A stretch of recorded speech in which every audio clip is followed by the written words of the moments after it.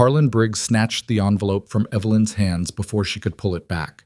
She had been counting the bills inside, $43, every cent she had left in the world, when he appeared from the shadow of the depot wall, smiling the way a man smiles when he has already decided what belongs to him.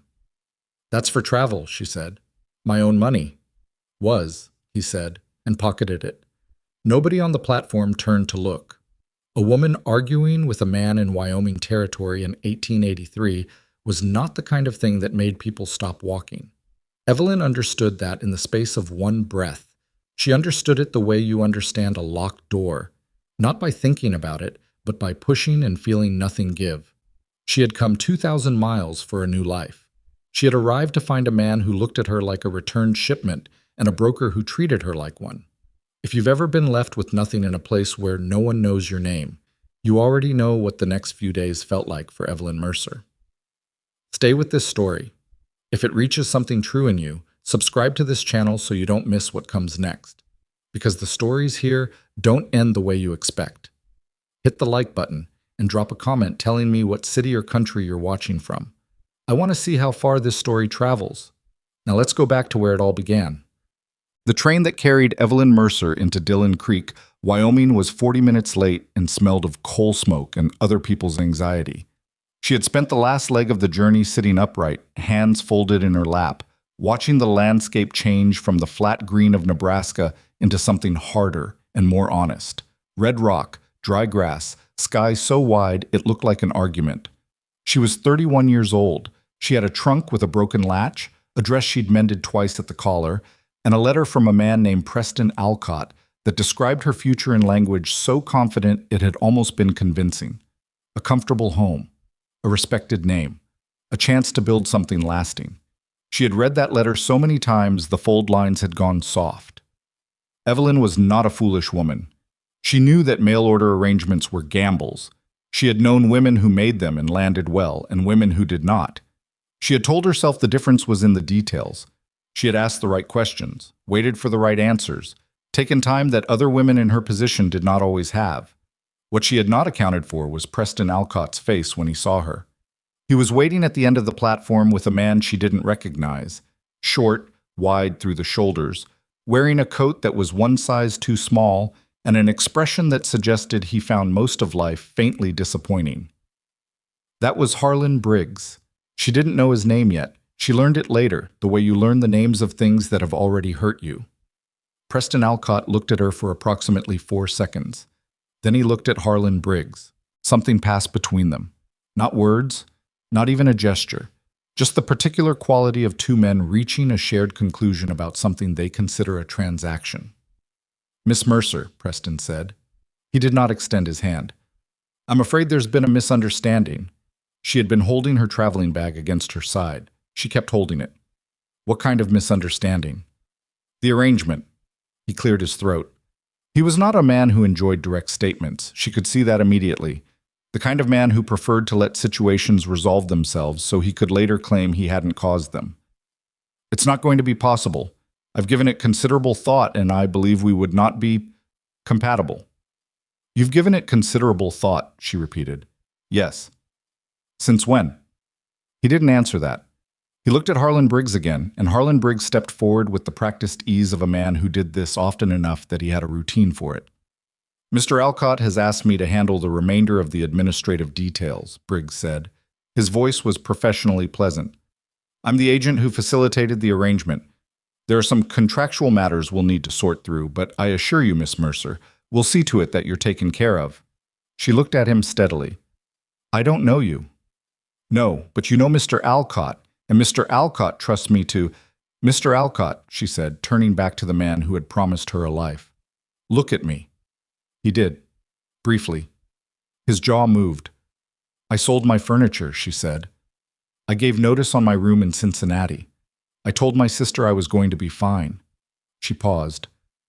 "Was any part of that letter you wrote me true?" Preston Alcott's mouth did something complicated. Then he said, "I'm sorry for the inconvenience," and walked away down the platform, and that was the last she ever saw of him. Harlan Briggs watched him go with the mild expression of a man whose expectations had been met. Then he turned back to Evelyn with the kind of smile that is constructed entirely from habit. "Now then," he said, "let's talk about your options." Her options, as Briggs explained them over the next 2 days, were limited in ways that seemed to expand each time she tried to push against them. The boarding house he directed her to was on the north end of town, run by a woman named Mrs. Coulter, who had the hollow-eyed look of someone who had stopped expecting improvement some years back. The room was small and cold and cost 70 cents a night, a rate that would consume Evelyn's remaining money in less than 2 months, even if she ate nothing. She went looking for work the first morning. The Mercantile on Main Street needed no one. The laundry 2 blocks over had just hired a girl. The schoolhouse was already staffed. The hotel said they would keep her name. The diner on the corner, a narrow place that smelled of grease and burned coffee, told her they were full and then hired someone else 3 days later. She saw the new girl through the window, younger, with a face that hadn't been through much yet. Evelyn was not one to collapse at setbacks. She had grown up in a house where setbacks were the primary weather pattern. A father who drank carefully rather than dramatically. A mother who compensated by planning everything 2 steps ahead and teaching her daughters to do the same. What Evelyn had inherited from that household was a particular kind of stubbornness. Not the loud kind that announces itself, but the quiet kind that simply refuses to accept a closed door as the final word. She went back every day. She asked again. She made herself easy to remember. Not by being aggressive, but by being steady. By saying, "I'll take any hours you have, I'm a quick learner, I'm not looking for much, just a start." The kind of language that should have opened at least one door in a frontier town that was always short of reliable people. But Dillon Creek, she began to understand, was Harlan Briggs's town in ways that weren't visible at first. She didn't know that yet on day 3. She was still operating on the assumption that her situation was her own problem to solve. It wasn't until she overheard a conversation at Mrs. Coulter's breakfast table that she began to understand the shape of what she was actually dealing with. 2 men were talking about a woman. She didn't realize immediately they were talking about her, who had come in on the Tuesday train and had some kind of contractual issue with the Briggs agency. One of them said something about how Briggs ran a tight operation and didn't let his investments walk off. The other one laughed and said something she couldn't quite hear, and the first one said, "Yeah, well, he's got a buyer lined up already, so it won't be long." She set down her coffee cup very carefully. A buyer. She thought about Harlan Briggs's smile. She thought about the way he had used the word options. Not her options, she realized now. His. That evening she went back to her room and sat on the edge of the narrow bed and did an accounting of her situation with the same flat precision her mother had taught her. She had $31 left. She had no job. She had no contacts in this town. She had a return ticket to Cincinnati that would cost $22, which would leave her $9 in a city she had already left, with no room, no furniture, and a sister whose husband had made clear, in the careful language of a man who believed in politeness over honesty, that there was no space for her in their house. She could write to her sister. Martha would find something. She always did. But the letter would take 10 days minimum, and Evelyn did not have 10 days of money. She thought for a long time. Then she went to sleep, because there was nothing useful about staying awake with a problem you couldn't solve before morning. The money disappeared on day 5. She had kept it in the lining of her traveling bag, not the obvious pocket, but the inner seam she had sewn herself, a trick her mother had taught her for the same reason mothers teach their daughters quiet tricks, because the world does not always announce when it is about to take something from you. But the bag had been in her room, and her room had a lock she had tested and found solid, and someone had come in anyway. She stood holding the bag with the cut seam and understood that the careful accounting she had done 4 nights ago was now irrelevant. Everything had been moved up. Mrs. Coulter, when asked, said she didn't know anything about it. Her expression was not guilty exactly, more tired, the look of a woman who had decided long ago that certain things were not her business and had been living by that decision for so many years it had become a kind of peace. "I'd like to speak with Mr. Briggs," Evelyn said. "I imagine you would," Mrs. Coulter said, and went back to her dishes. Briggs's office was on the 2nd floor of a building that housed a law practice on the ground level, a detail that Evelyn noted with a particular kind of bitterness.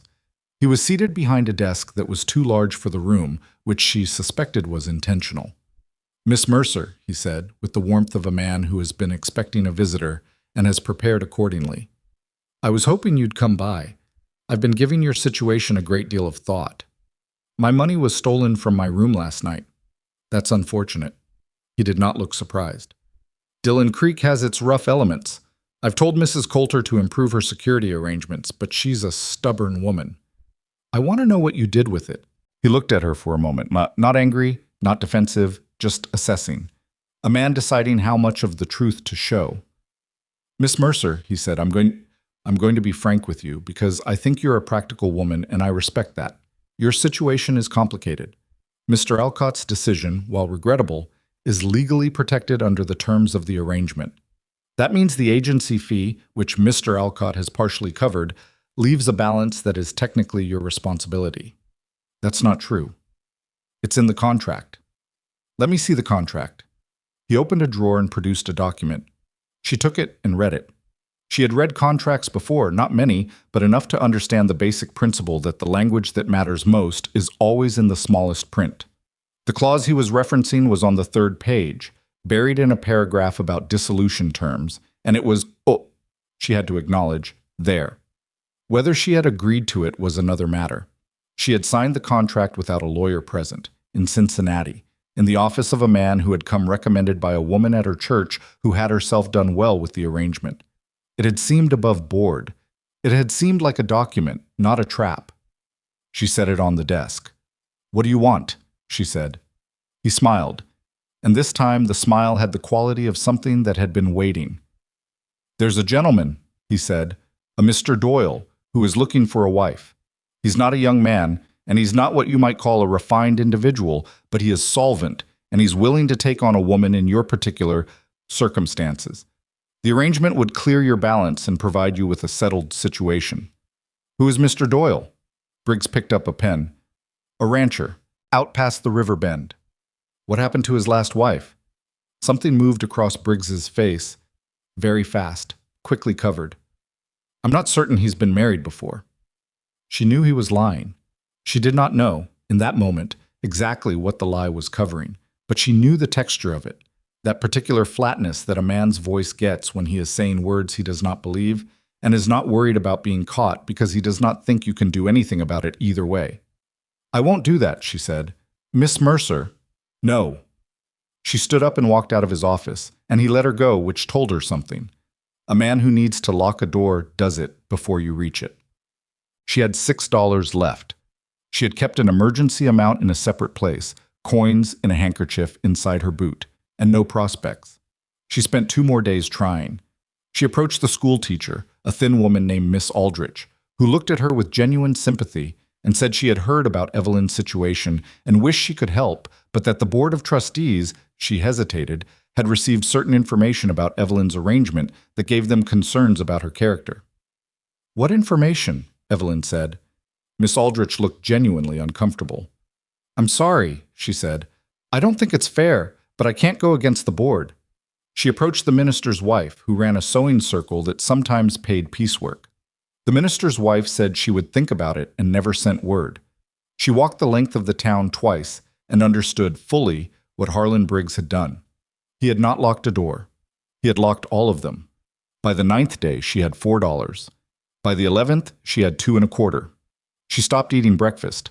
She ate 1 meal a day from a vendor near the livery who sold meat pies that were mostly pastry, and she did not look too carefully at what was inside them. She started sleeping in her clothes because the room was cold, and she had given up the idea of buying firewood. She did not cry. Not because she was too strong for it, but because she had passed some threshold where crying seemed like a kind of communication, and there was no one to communicate with. She thought about her sister's house. She thought about the $9. She thought about the letter she would have to write. I couldn't make it work. And what Martha's face would do when she read it. That careful, controlled rearrangement that was not quite pity and not quite I told you so, but something that combined the two in a way that would last years. She thought about all of it, and on the 12th night she went to bed thinking she would buy her train ticket in the morning because there was nothing left to try. She did not buy the ticket in the morning. What happened instead was that she woke to find Mrs. Coulter standing in the doorway of her room with her arms crossed and the look of a woman who has been asked to deliver a message she does not entirely want to deliver. "Your rent is past due," Mrs. Coulter said. "I know. I'm sorry. I'm leaving tomorrow." Mr. Briggs paid it. Evelyn sat up slowly. He what?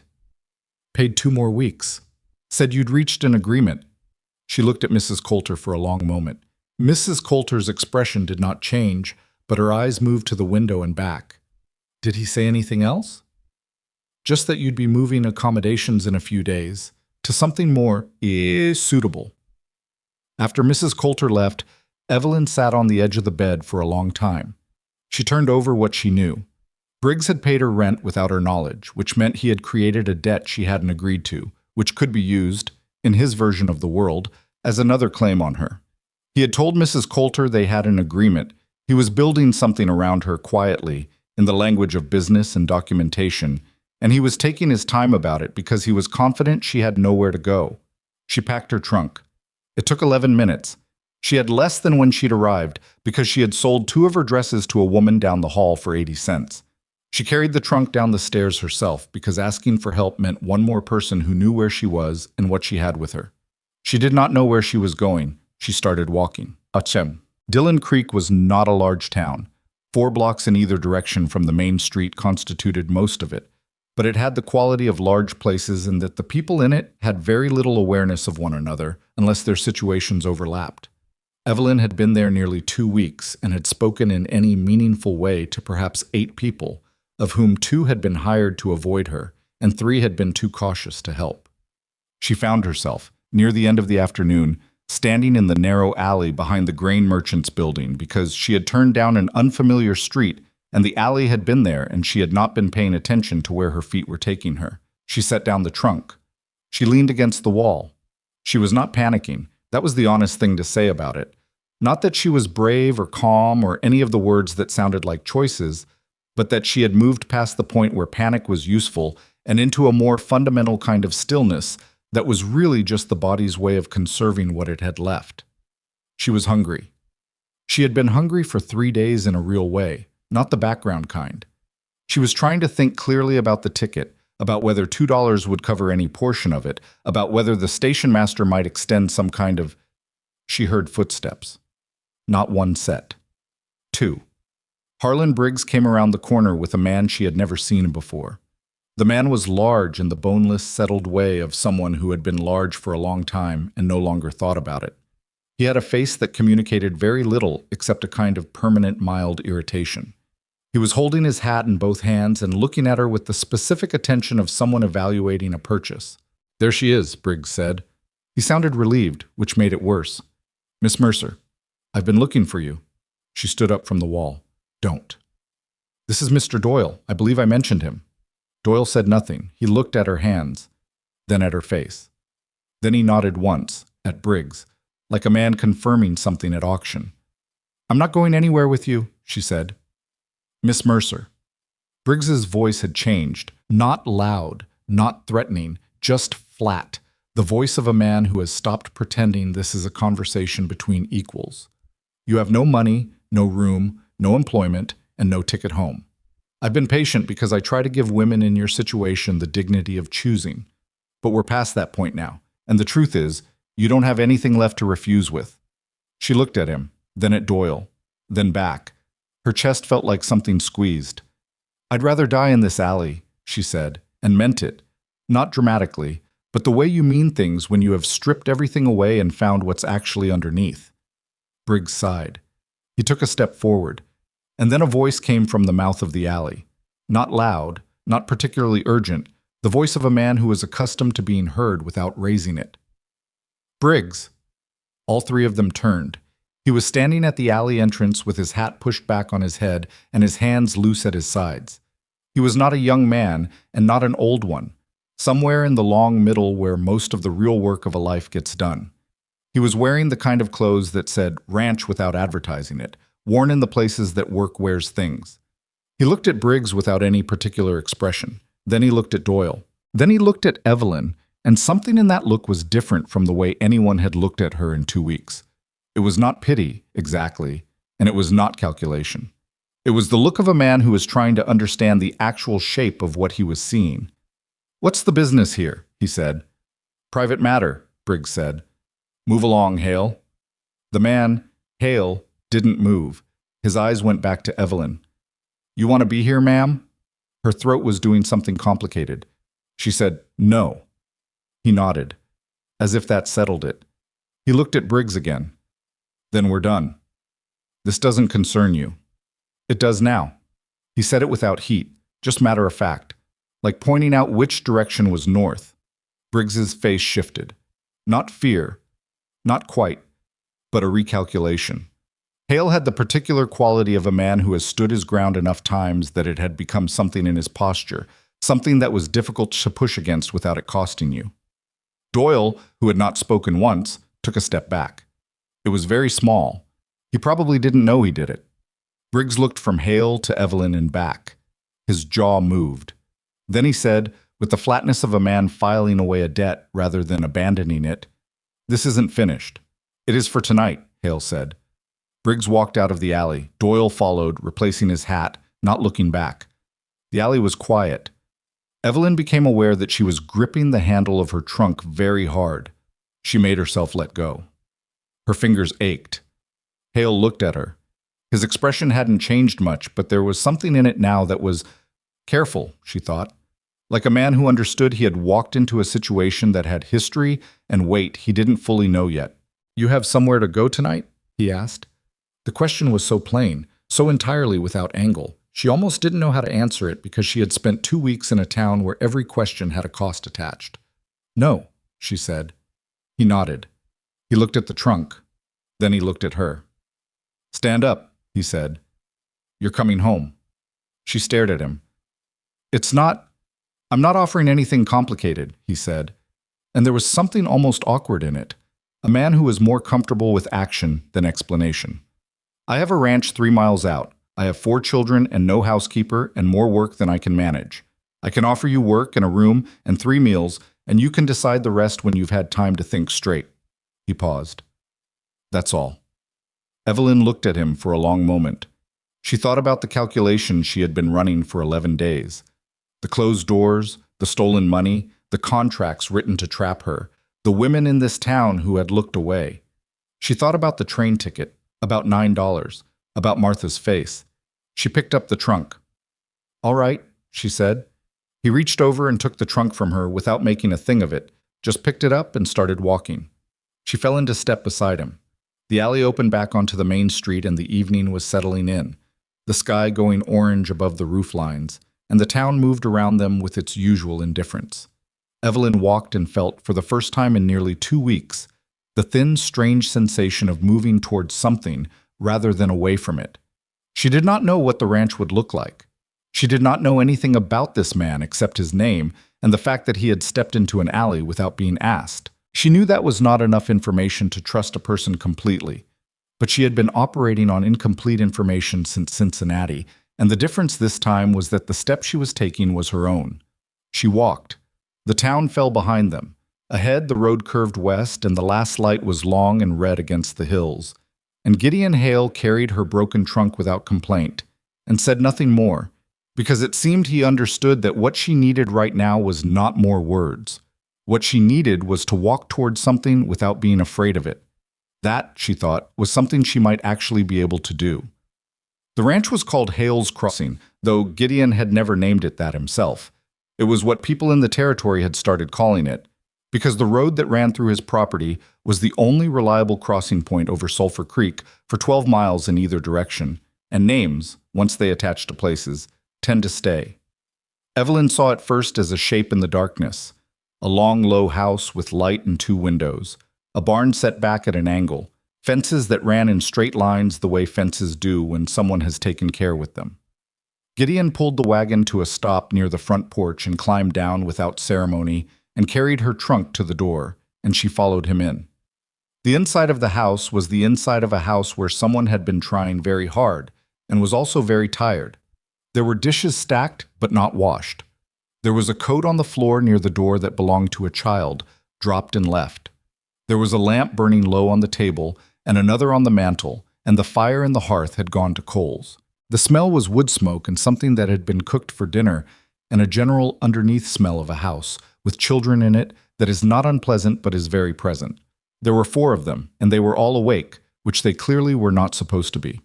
The oldest was a girl, 14. Evelyn guessed. Later learned she was 13. Standing in the doorway to the kitchen with her arms crossed in a posture that was so precisely an imitation of adult authority that it was almost painful. Her name was Clara. She had her father's dark eyes and the expression of someone who had been in charge of things she shouldn't have had to be in charge of.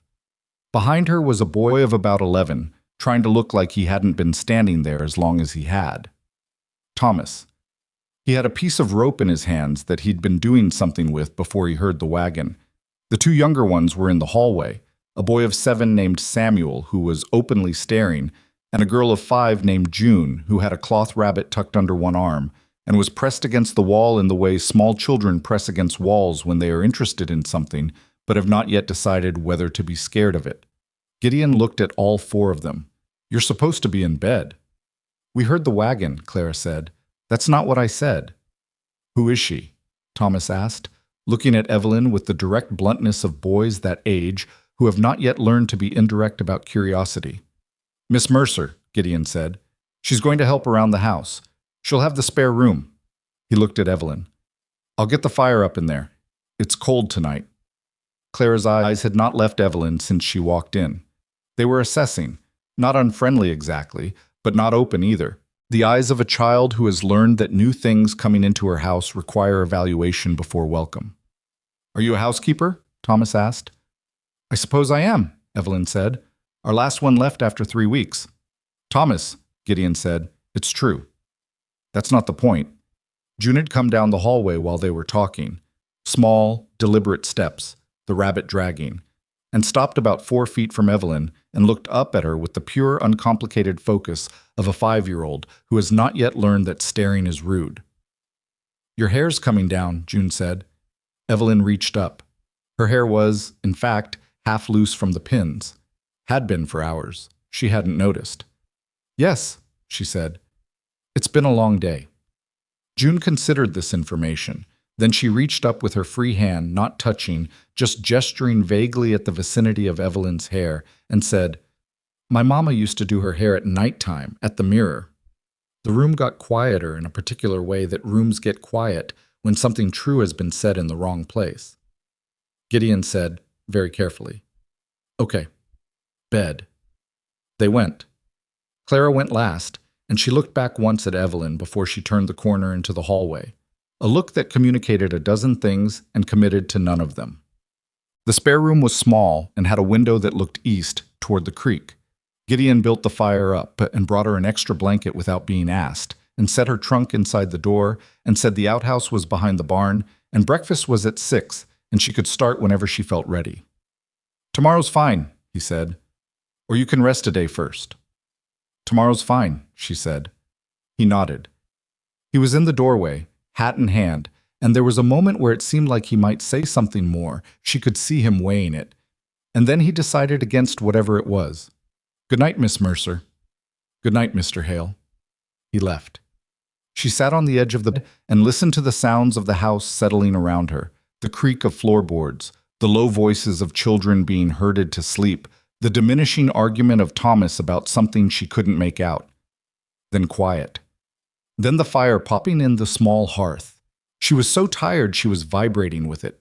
She lay down without taking off her boots, and was asleep inside of 2 minutes, and did not dream, and did not wake until the sky outside the east window was beginning to go gray. The first week was an education in the specific texture of what had been missing here. Not in a sentimental way. She was not a sentimental woman, or rather she was one who had learned to keep sentiment in a separate compartment from practicality, to be taken out at appropriate moments. What she noticed first was not what was absent, but what was present in the wrong proportions. There was food, but it was badly organized and poorly used. There was firewood, enough of it, but the fires were managed inefficiently, too high in the evenings and burned down to nothing by morning.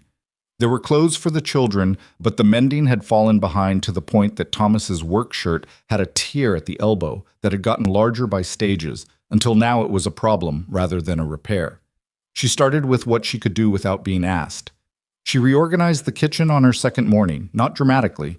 She didn't move things so far from where they were that anyone would be disoriented, but rationally, so that what was used most was closest and what was used least was farthest back. She put up a pot of beans to cook slow and used the bones from the previous night's supper. And by afternoon there was a soup that would feed everyone with enough left for tomorrow and a cost of almost nothing. Gideon came in from the field at noon and stopped in the kitchen doorway and looked at the pot and then at the reorganized shelves. He didn't say anything for a moment. "I moved some things," she said. "I can put them back." "No," he said. No, it's fine." He paused. "That smells better than anything's come out of this kitchen in a while. Bone broth takes time, that's all." He nodded. He got himself a cup of water and went back out. It was not an emotional moment. That was the thing about it. There was no drama to it, nothing that announced itself as significant. But she noted it anyway, filed it somewhere, because she was a woman who had learned to pay attention to small truths in the absence of large certainties. The children were harder. Samuel was the easiest. 7 years old and mostly interested in whether she knew anything useful about horses or hunting, which she didn't, but she was honest about it, and he found that acceptable. He began appearing in the kitchen at random hours to tell her things about horses and hunting in a monologue that required very little response from her beyond occasional acknowledgement, and she gave it because she understood that this was what he needed, and it cost her nothing. Thomas was trickier.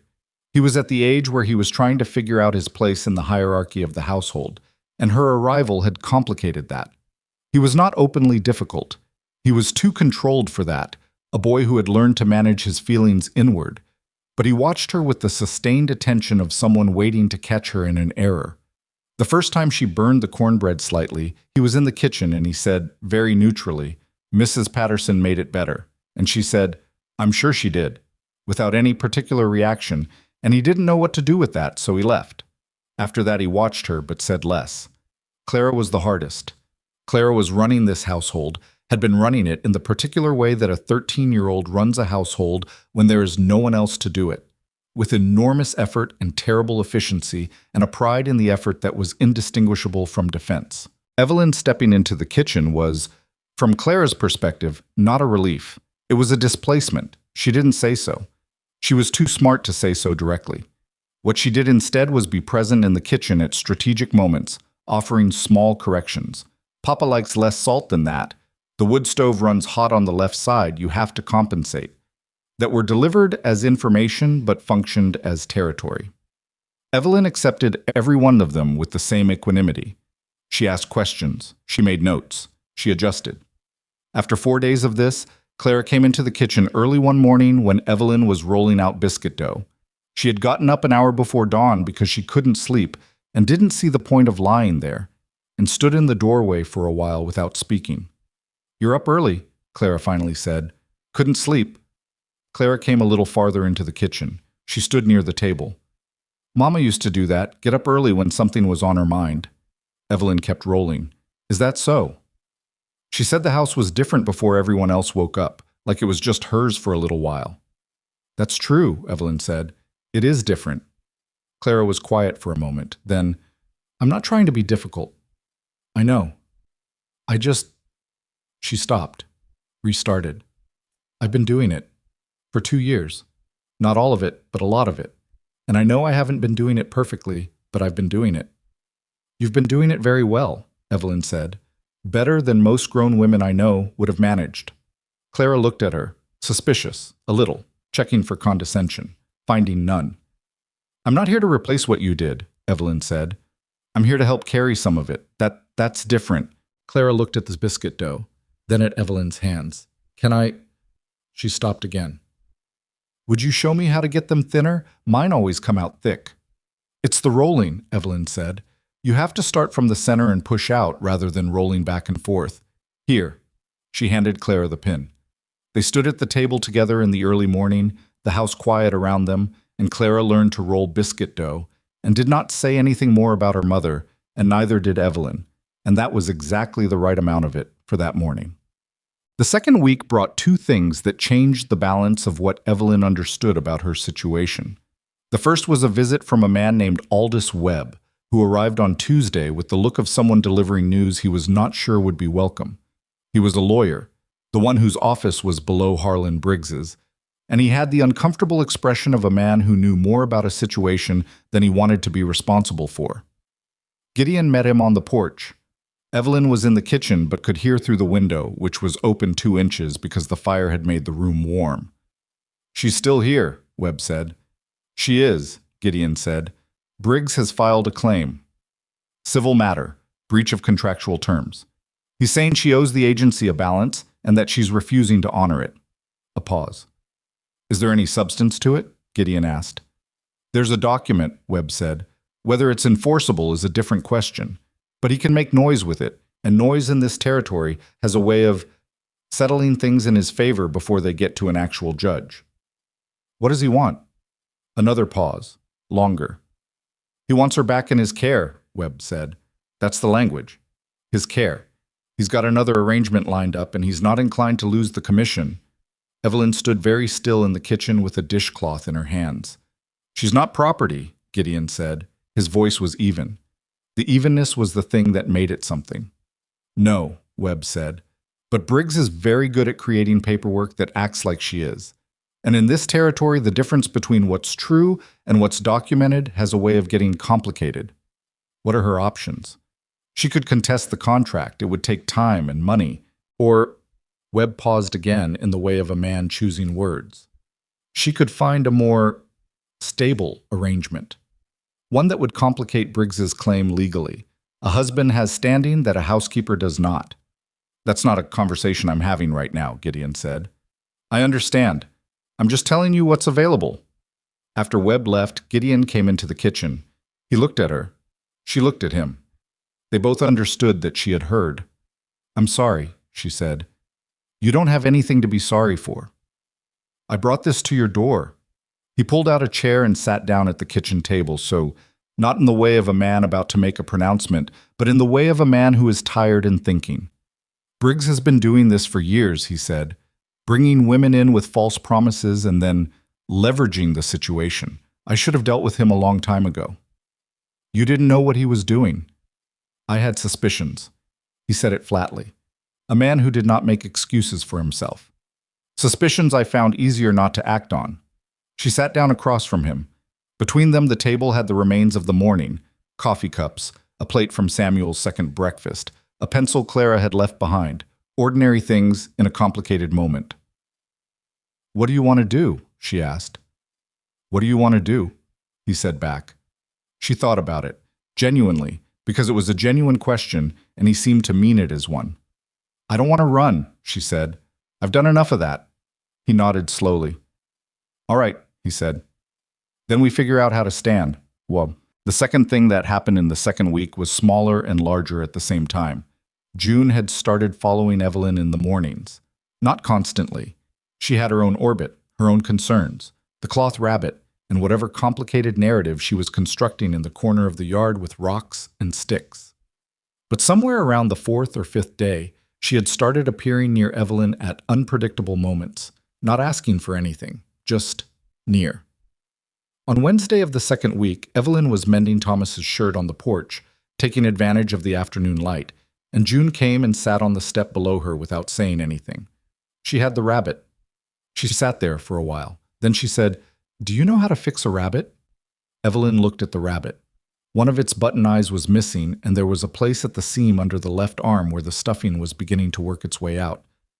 "I think I can manage," Evelyn said. June handed it over with the solemnity of someone surrendering something important to a specialist. Evelyn put down the shirt and examined the rabbit. She had thread in the sewing basket. She found a button that was close enough.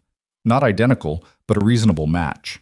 She restitched the seam first, firmly, the way you do when something is going to continue to be used hard. Then she sewed the button on. June watched every stitch with absolute concentration. When Evelyn handed the rabbit back, June looked at it for a long time. Then she looked at Evelyn. "Mama used to fix things," she said. Not sadly. She was 5. Her voice didn't carry the weight that Clara's did when she mentioned their mother.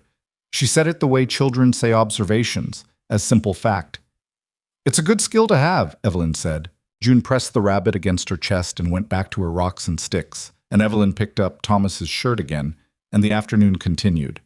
But that evening at dinner, June pushed her chair incrementally closer to Evelyn's. Not all at once, just a slight movement, as if testing the idea. And she stayed there. Gideon saw it. He didn't say anything, but Evelyn caught his eyes across the table for just a moment, and there was something in them.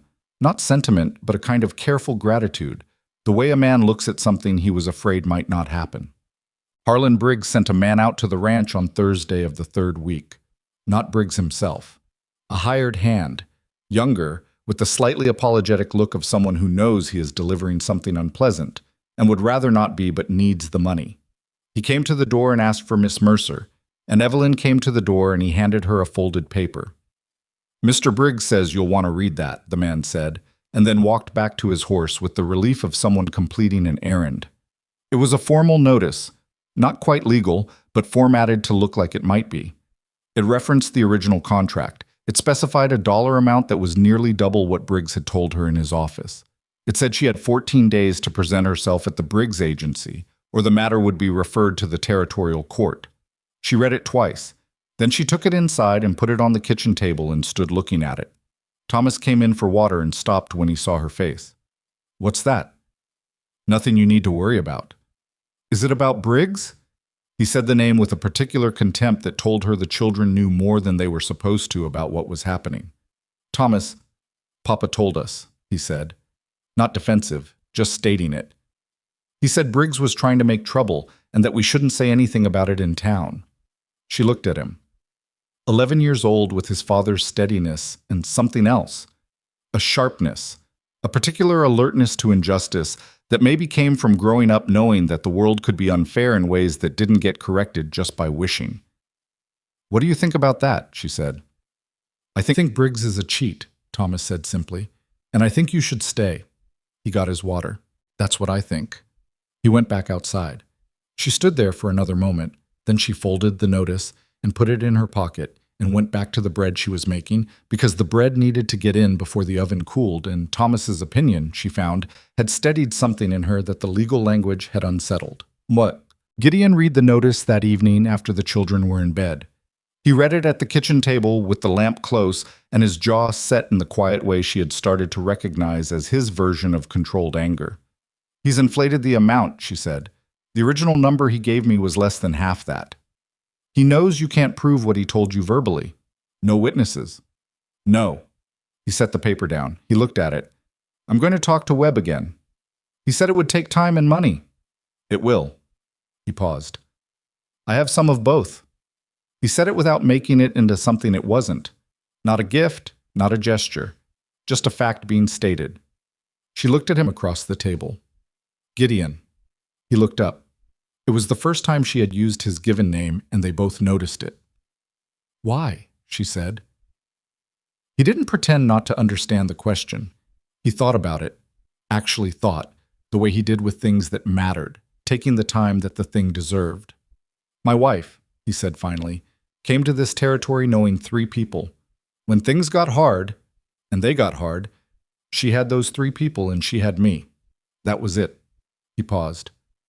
"She used to say that it shouldn't be that way, that a woman on her own in a place like this shouldn't have to be that alone."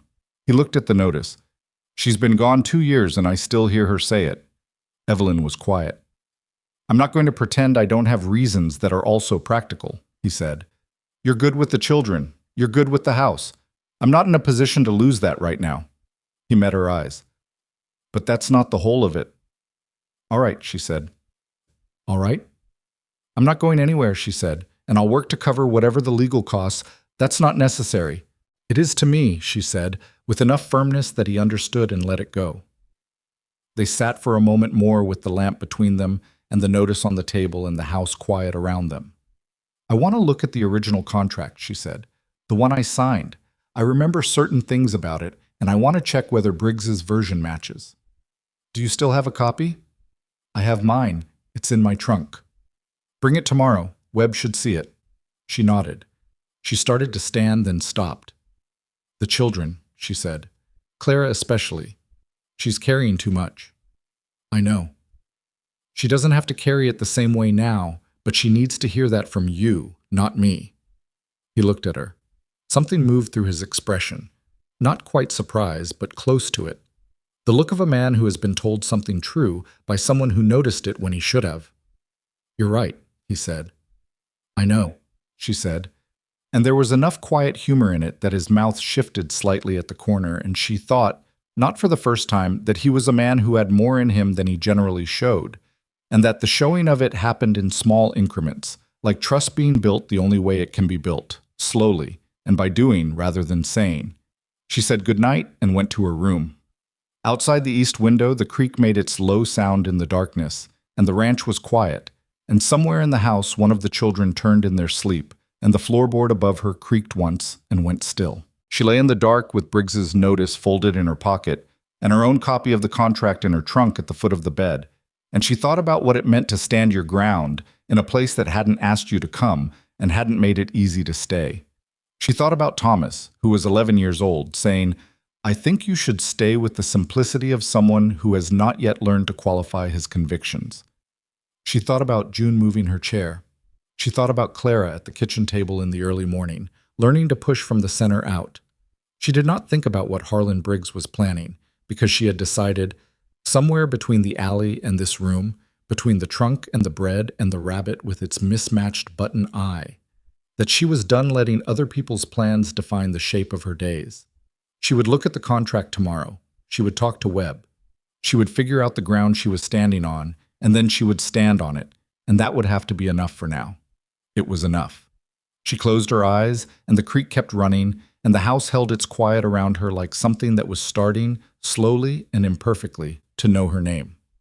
Webb took 3 days to respond after Gideon brought him both copies of the contract, Evelyn's original and the version Briggs had been referencing in his notices. He spread them on his desk side by side and read them with the slow attention of a man who understood that the difference between two nearly identical documents could be the difference between a woman's freedom and something considerably worse. On the 4th day, he sent word out to the ranch. Gideon rode in alone and came back 2 hours later and found Evelyn in the yard, hanging the week's washing, while June sat nearby conducting some kind of trial for her rocks, with the rabbit serving as judge. He tied his horse at the post and came over and stood where she could see his face. "Tell me," she said. "The contracts are different," he said. "Yours doesn't have the dissolution clause. The one Briggs has been showing around, the clause is on page 3. Your copy, page 3, is different. The paragraph is different." She had known it. She had known it when she read it in his office, but hadn't been certain enough to say so out loud. He has 2 versions. Webb thinks he's been doing it for years. The women who come through the agency, most of them don't keep their copy, or they can't read well enough to know what they signed, or they're in a position where fighting it seems impossible. He paused. "You kept yours." "My mother told me to keep everything."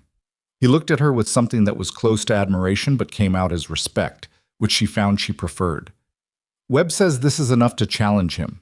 Not just the claim against you, the whole operation. But it means court. It means testimony. It means Briggs will know we have the document and he will not take that quietly." June had stopped her trial to listen. She was 5 and absorbed things the way children do, completely, without appearing to. "June, sweetheart," Evelyn said, "can you go check on Samuel? I think he was in the barn."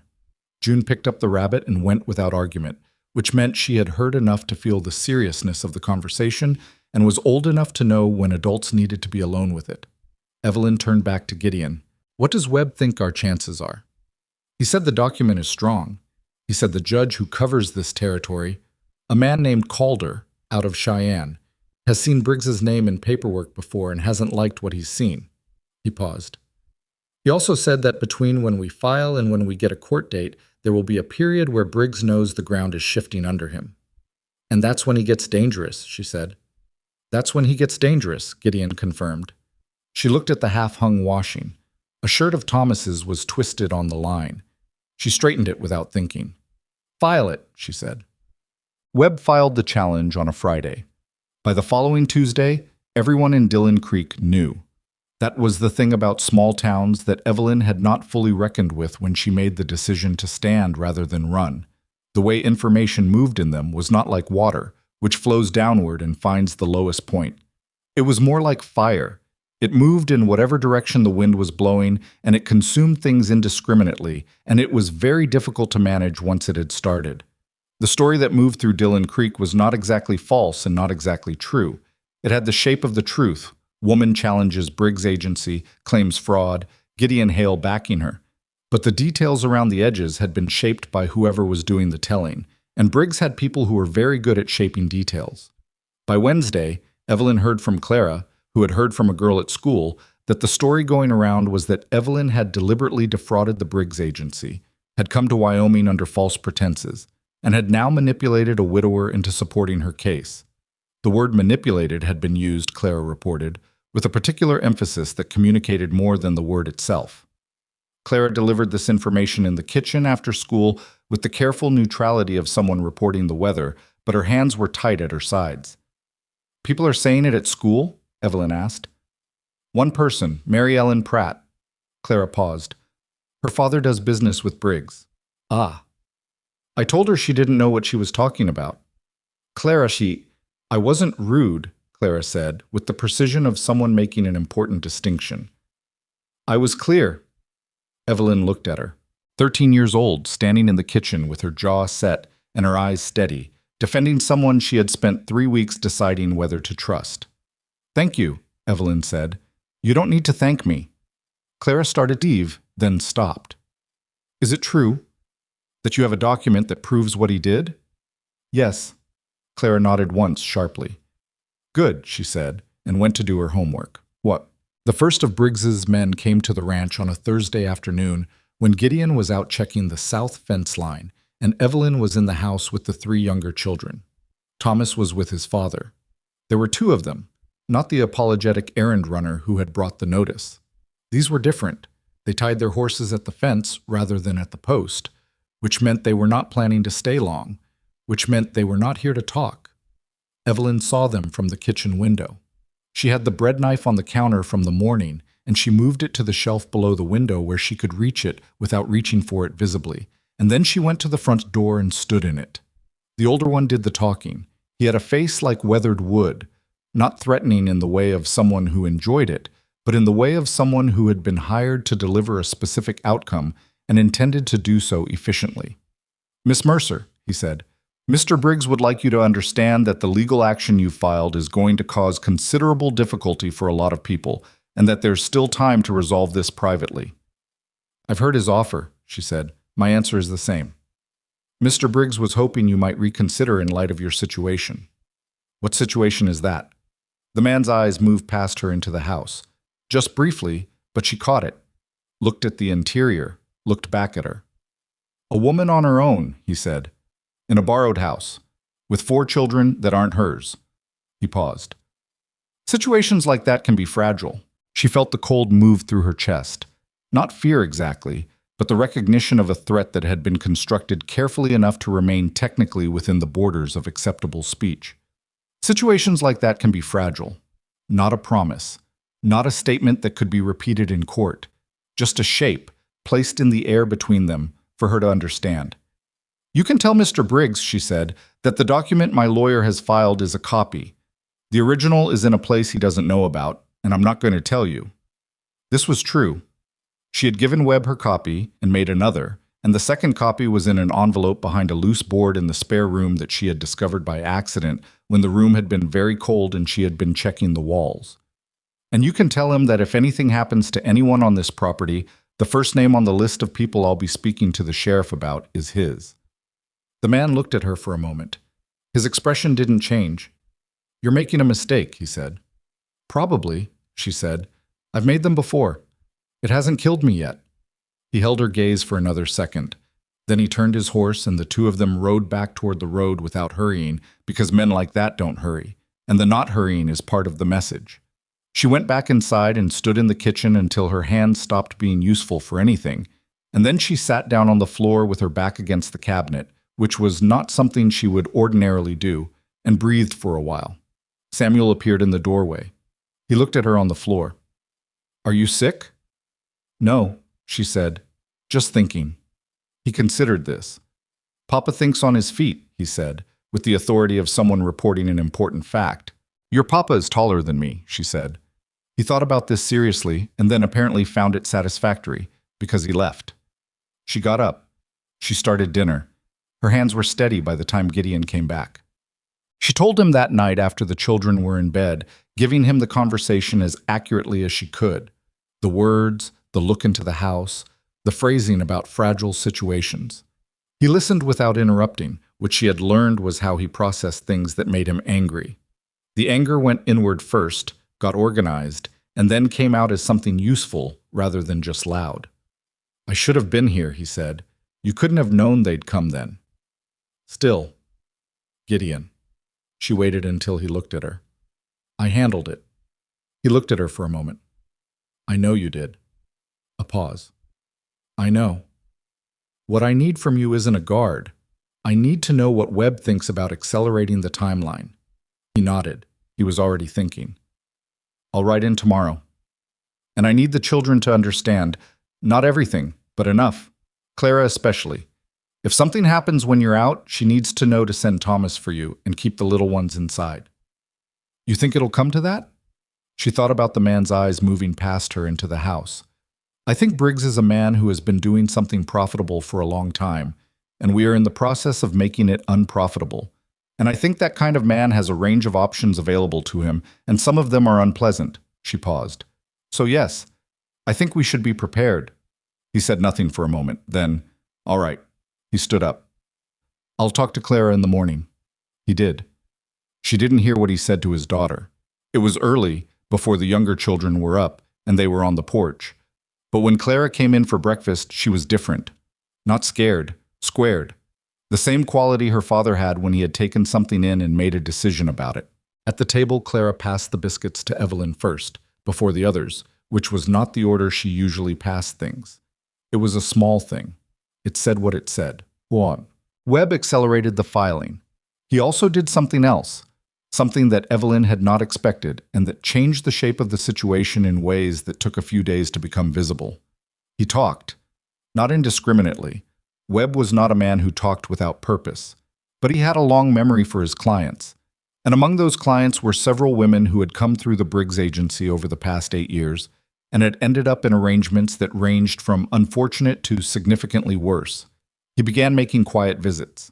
He sat in parlors and at kitchen tables, and he asked questions, and more importantly, he listened. And he took notes in a small leather book that he kept in his inside coat pocket. By the end of the second week after the filing, he had 4 women who were willing to speak. He brought this information to Gideon and Evelyn together on a Sunday afternoon, sitting at the kitchen table with his hat on his knee and his notes open in front of him. 4 women. 4 stories that had the same architecture as Evelyn's, the false promises, the contracts with terms that shifted between signing and execution, the leveraged debt, the limited options. 2 of them had ended up in the arrangements Briggs had pushed them toward. 1 had left the territory. 1 had died, and Webb said the word died with a specific flatness that communicated that the circumstances of it were not something he was prepared to discuss in this kitchen with the possibility of children nearby. "These women will testify?" Evelyn asked. 2 of them will. The other 2, the situation is complicated, but 2 is enough, with your document, to make a pattern rather than an incident. "A pattern is harder to dismiss," she said. "Much harder." Webb looked at her. "Miss Mercer, I want you to understand what this means for the hearing. Briggs will come at you hard. He'll attack your character, your history, your reasons for coming to Wyoming in the first place. He'll try to make you look like a woman who makes poor decisions and then blames others for the consequences." "Let him try," she said. Webb looked at her for a moment, the look of a man reassessing something. "All right," he said. Briggs's second move came not to the ranch but to the town, and it was more sophisticated than sending men with vague threats. He found a witness, or rather, he built one. A man appeared in Dillon Creek in the 3rd week after the filing, a traveler passing through by his account, who had happened to be in Cincinnati the previous year and had happened to know, by his account, of a woman named Evelyn Mercer who had been involved in a dispute with an employer over stolen funds. He told this story at the saloon, and then at the barber, and then to at least 3 other people, and by the time Evelyn heard it from Clara, who heard it from Thomas, who heard it from a boy at school whose father had been at the barber, the story had the weight of something that had been said enough times to feel established. She recognized the mechanism. She had seen it used before, not against her, but against a woman she had known in Cincinnati, the wife of a man who wanted rid of her. You didn't need truth, you needed volume, repetition, the appearance of multiple independent sources that were in fact one source reflected back from many surfaces. She went to Gideon immediately. "His name is Cotter," Gideon said, when she told him what she'd heard. He had already heard a version of it. "He's been in the saloon 3 times in 2 days. He's not a traveler." "No." "Can Webb do anything about him?" "Webb's looking into where he came from." Gideon paused. "There's something else. Briggs has approached 2 of the ranchers west of town about Evelyn's contract, showed them his version, said he's going to make sure everyone in the territory knows what happens when someone defaults on a Briggs agency arrangement." She felt the coldness again, not in her chest this time, but behind her eyes, the precise cold of understanding how something works. "He's not just trying to stop the case. He's trying to make sure even if I win, I lose. Make sure no one in this territory will hire me or deal with me afterward." That's what it looks like. She stood with her hands on the back of the kitchen chair and thought about it. The trap was elegant in its way. A man who had been building this particular kind of structure for years had gotten very good at its architecture. "Then we need to move faster than he does," she said. "What do you mean?" "I mean, I should be the one talking to people, not Webb. Me. If Briggs's man is telling stories about me, the answer isn't to counter the story legally. The answer is to be visible, to be a person rather than a story." He looked at her. "That's not nothing to ask of yourself." "No," she said. "But the alternative is to let him define what I am to this town. And I've already let one version of that happen to me, and I won't do it again." He was quiet for a moment. Then, "Where do you want to start?" "The women's meeting at the community hall. Wednesday.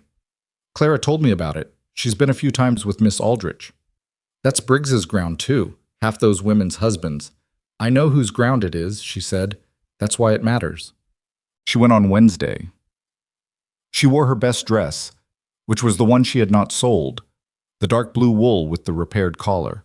She went alone, because going with Gideon would have made it about him rather than her, and she understood the difference. Miss Aldrich was there, and to her credit, she did not look away when Evelyn came in, but nodded once in a way that was not quite welcome but was not refusal. There were 11 women in the room. Some of them she recognized from her first days in town, the weeks of closed doors and turned faces. She recognized the specific quality of their attention when she walked in. Not hostile, most of them, but uncertain, which was something. She didn't make a speech. She was not there to perform. She found a seat and she sat in it, and she contributed to the conversation that was already happening, about the difficulty of the winter and the condition of the school, and a proposed ordinance about water rights along the northern range. And she was simply present, and she was herself, and she did not ask for anything.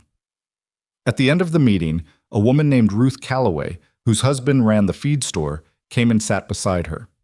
Ruth was perhaps 60, with hands that looked like they had done a great deal of work, and she said without preamble, "I heard what that man Cotter has been saying." "So have I," Evelyn said. "I also heard that you kept a document." "Yes." Ruth looked at her for a moment. "My daughter came through Briggs's agency 9 years ago," she said. "She didn't keep her document." She paused. "She's in Colorado now, with a man she didn't choose. She writes when she can." Evelyn said nothing. There was nothing to say that would improve what Ruth had just said. "I can't testify," Ruth said. "My husband. It's complicated. But I can make sure that the women in this room know the truth about what Cotter is doing and who sent him." She stood up. "That's what I can do." It was not nothing. In fact, by Thursday evening, it was clear that it was considerably more than nothing. The texture of the conversation in town had shifted in some way that was difficult to quantify, but very possible to feel, the way you can feel a change in a room's temperature before you can read the number on the thermometer. Briggs sent the men back on a Friday, and this time there were 3 of them, and this time they did not come to talk. Gideon was in the field with Thomas. Clara was at the house with Samuel and June, and Evelyn was in the barn checking on the chestnut mare who had been favoring her left foreleg since Tuesday. She heard the horses first, 3 sets, coming from the road, not slowing at the fence. She came out of the barn and saw them crossing the yard and felt the situation in her body before she had processed it with her mind. These men were not carrying papers. The same older one was in front. The other 2 she hadn't seen before.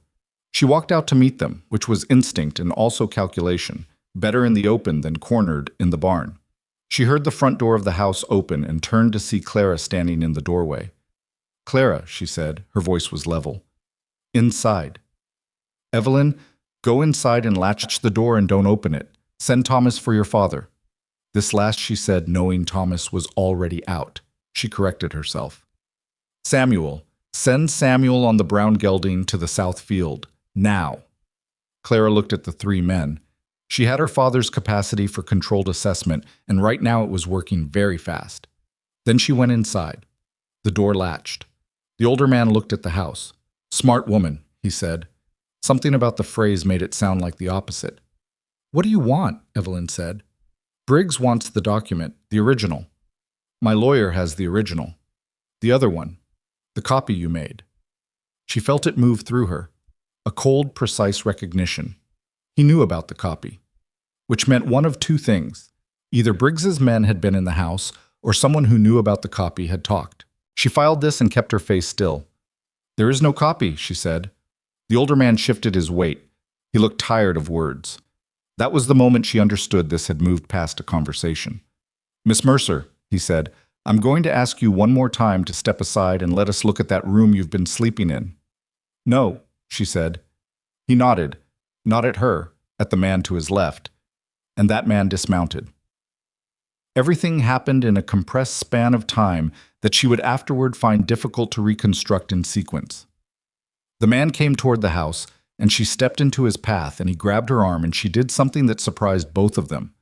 She did not pull back. She stepped into him instead, and drove her elbow hard into his ribs, a thing she had learned from her older brother at age 9, during a period of their childhood that had required certain practical skills, and which she had not thought about in years until exactly this moment.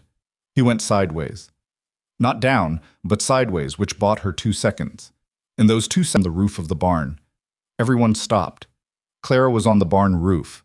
She had the rifle that lived above the kitchen door, the one Gideon had shown her to use for emergencies, and had made her practice twice a month since she was 11. And she had it up and aimed with the steadiness of a girl who had been told by her father that if you're going to point a gun at something, you commit to it completely, or you don't pick it up at all. She was 13 years old, and she looked 40, and she did not waver. "She will shoot," Evelyn said, with the calmness of a woman who believed this absolutely. "And then the sheriff will come and find 3 men trespassing on private property with injuries to a woman, and your employer will have a problem that's considerably larger than a contract dispute." The older man looked at the roof. He looked at Clara. He made the assessment that Evelyn had already made and arrived at the same conclusion. "We're going to come back," he said. "You can try," Evelyn said. They left. All 3 of them. Not hurrying, but leaving. When the sound of the horses had gone, Evelyn's legs went unreliable for about 15 seconds, and she stood very still in the yard and let them do whatever they needed to do. Then she looked up at the barn roof. "Clara," she said, "come down from there." Clara came down. She climbed down the ladder with the rifle held correctly, muzzle away, the way she'd been taught. When she reached the ground, she looked at Evelyn and something cracked in her face. Not all the way, just a fault line that opened briefly. "I wasn't sure," Clara said. "If I would actually—" "You did," Evelyn said. "I didn't fire. You didn't need to. The point was that you would." She looked at Clara for a moment. "How did you get up there?" "Side ladder on the back. I knew you needed the time." She paused. Her jaw worked. "I heard what he said about making you step aside. I wasn't going to let that happen." Evelyn put her hand on the side of Clara's face, briefly, the way you touch something that has just been very brave and is also very young and is trying very hard not to show how hard it was. Clara leaned into it for exactly 1 second. Then she straightened. "I should check on Samuel in June," Clara said. "Yes," Evelyn said. "You should." Gideon came back 20 minutes later, Samuel riding ahead of him at a pace that suggested the message had been delivered with some urgency.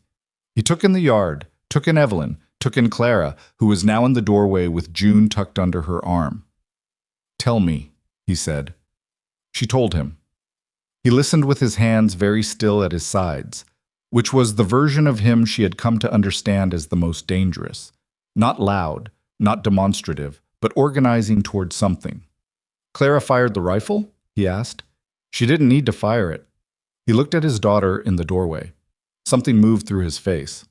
Clara, you did right. Clara nodded once. She was done talking about it, which was another thing she had from him. Gideon looked back at Evelyn. They won't stop. I know. We need to move the timeline. I know. She paused. And we need to tell Webb about Cotter. If Briggs knows about the copy, Cotter isn't just a rumor carrier. He's been watching the ranch. His eyes sharpened. He hadn't made that connection yet. She could see him making it now, and she could see what it produced in him. Not fear, but a cold, specific anger that had found its direction. I'm going to ride into town tonight, he said. Tonight? It won't wait. She looked at him. I'm coming with you. Evelyn, I'm coming with you, she said again in the tone that was not a discussion. I'm not sitting in this house waiting to hear what gets decided about me. I've done that already, and I'm finished with it. He looked at her for a moment, then he nodded. She went inside to get her coat. In the hallway, she passed Clara, who was taking June upstairs, and Clara said very quietly, not looking at her, Be careful. We will, Evelyn said. I mean you, Clara said. Not just Papa, you. Evelyn stopped.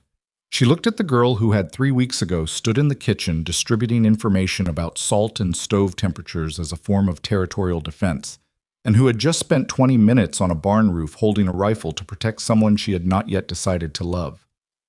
I will, she said. She meant it. Outside, Gideon had the horses ready, and the evening was cold and going dark, and the road to town lay ahead of them like something that had made up its mind, and Evelyn Mercer rode toward the courthouse and the confrontation and whatever came next with the specific quality of a woman who had made her own decision and was not going to be argued out of it by anyone, including the part of herself that was still, underneath everything, a little afraid. That part could come along. It just couldn't drive.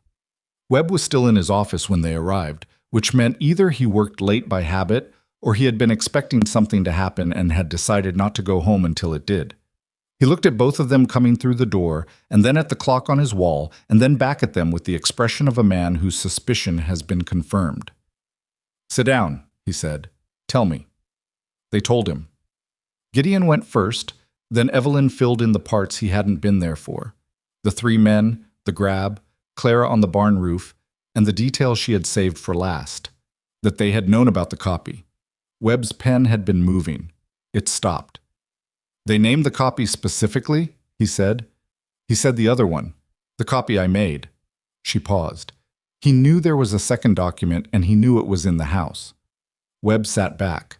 He looked at the wall behind them for a moment, which was what he did when he was running through possibilities. Someone told him, or someone saw you make it. I made it alone, late at night. The children were in bed and Gideon was in the barn. Then someone told him. He looked at Gideon. Who knew about the copy? You, Gideon said. Evelyn. Me.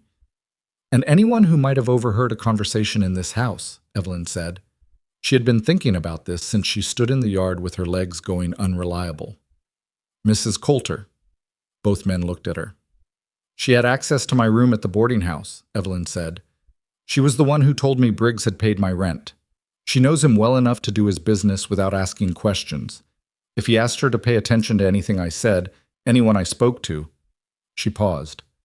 I talked to her twice about the contract, early on, before I knew better. Webb wrote something. That's useful.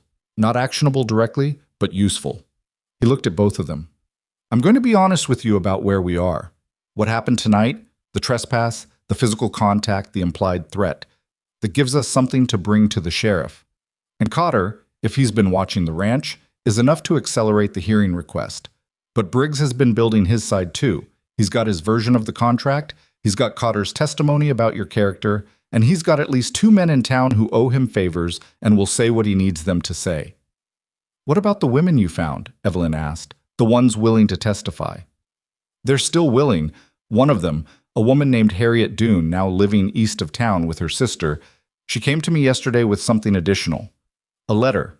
Briggs sent it to her husband 8 years ago, before they were married, offering the arrangement. The letter describes his fee structure in a way that is significantly different from what he tells the women.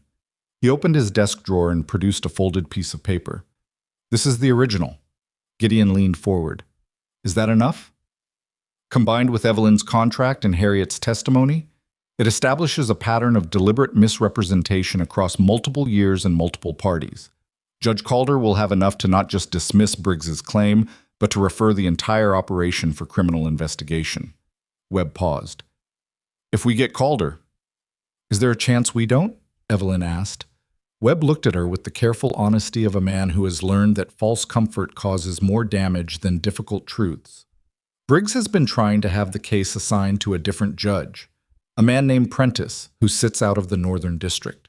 Prentice has a history of, let's say, conservative interpretations of contractual obligation where women are concerned. Which means he would look at your contract, note that you signed it, and likely uphold Briggs's version regardless of the discrepancy.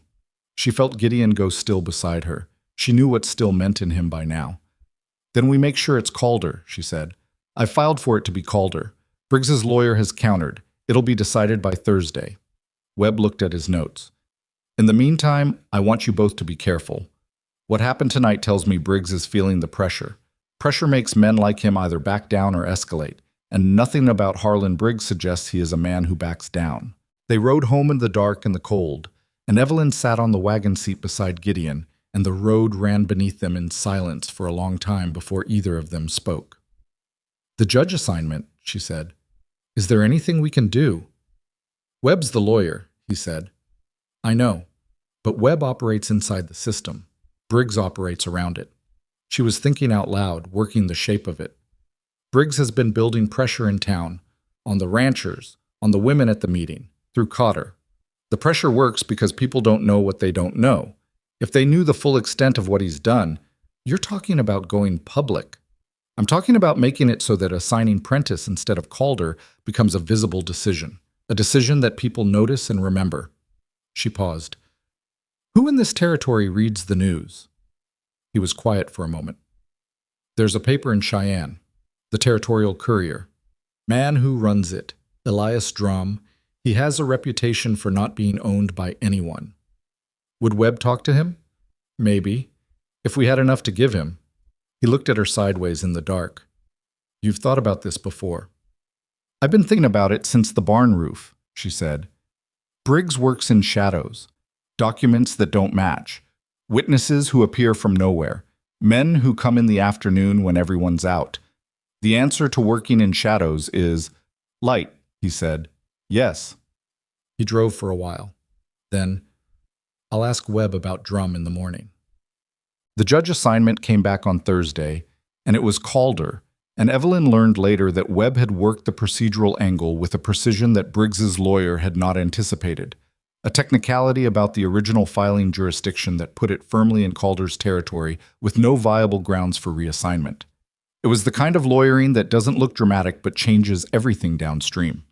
Briggs's response came that same afternoon, not in the form of men this time, but in the form of an advertisement placed in the Dillon Creek Weekly notice board. A printed card, professionally done, referencing a civil matter pending before the territorial court and naming Evelyn Mercer specifically as a party in breach of lawful contract.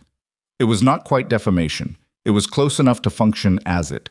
Gideon read it standing in front of the notice board outside the post office with the controlled expression that Evelyn had learned to read as the one he wore when he was deciding between several responses and eliminating them one at a time until he arrived at the right one. He's baiting us, she said. I know. He wants you to do something visible that he can use. I know. He turned away from the board. Let's go see Webb. Webb had already seen it. He had also, apparently, already drafted something in response, because when they arrived, he had a paper on his desk that he slid toward them.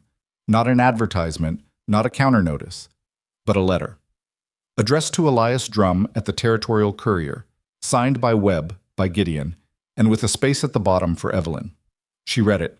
It was precise and it was factual, and it contained enough of the documented discrepancies and the history of the Briggs agency to constitute, if published, the kind of story that would make the judge assignment and the court hearing into something the territory would be watching.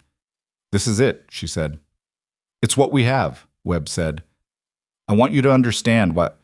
Once this goes to Drum, we lose control of how it's used. He's fair in my experience, but he's a journalist and he'll tell the story the way he sees it. Will he tell it truthfully? Evelyn asked. Yes. Then I'll sign it. She signed it. Gideon had already signed his portion. Webb folded it and sealed it and sent it out with a rider before noon. Drum's piece ran 6 days before the hearing. It was on the front page of the Territorial Courier under a headline that used the phrase systematic deception, and that named the Briggs Agency, the discrepant contracts, and the testimony of 2 women, Evelyn identified by name at her own insistence, Harriet Doone identified with her consent, whose accounts established the pattern Webb had been building toward in legal documents for weeks. Cotter disappeared from Dillon Creek within 24 hours of the paper reaching town, which told everyone exactly what they needed to know about the nature of his business there. The 2 ranchers west of town who Briggs had approached about Evelyn's contract sent a message to Gideon through a mutual neighbor that they were withdrawing from any involvement in the matter and wished him well. This was not courage on their part, but it was pragmatic, and pragmatic sometimes has to be enough. Ruth Calloway put the courier piece in the window of her husband's feed store with a note written in her own handwriting that said, "Read this. Share it." Her husband did not ask her to take it down. Miss Aldrich read it at school and told her students, the older ones, that this was what documentation looked like, that this was why you kept your papers. Clara heard about this from a girl at school and reported it at dinner with a specific satisfaction that she tried to keep off her face and mostly failed. The hearing was set for a Tuesday. In the days before it, the ranch operated with the kind of surface normalcy that people maintain when what is actually happening is too large to be present with constantly so. Meals were cooked and eaten, fences were checked.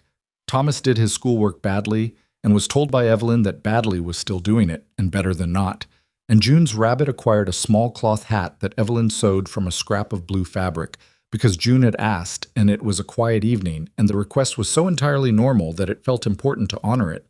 The night before the hearing, Evelyn sat at the kitchen table after the children were in bed and read through her copy of the original contract for the last time. Not looking for anything new, she had read it enough times that she knew every word. But the way you read something before you have to speak about it, letting it settle back into its true shape. Gideon came downstairs and sat across from her without being asked, and poured 2 cups of coffee from the pot that was still on the stove, and set one in front of her. "How are you?" he said. Not the version of the question that expects fine, the real version. "I'm scared," she said, because he had earned the honest answer and because she was. Of losing? She thought about it. Of being in that room and having them treat me like a document, like a contract dispute, not a person. She looked at her coffee. "I've already been treated like a transaction by enough men in this process that the courtroom feels like one more version of that. Webb won't let it turn into that. Webb can only do so much. The rest depends on—" She stopped. "On you," he said. "Yes." He was quiet for a moment. "You've been the most capable person in most of the rooms you've been in since you got here," he said. "I've watched you figure out my children and this house and Briggs's operation and how to fight it all at the same time. You did all of that." He paused. "One more room." She looked at him across the table.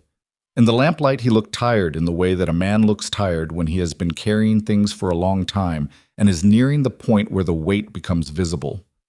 "You're tired," she said. "Yes." "Of all of it?" "No."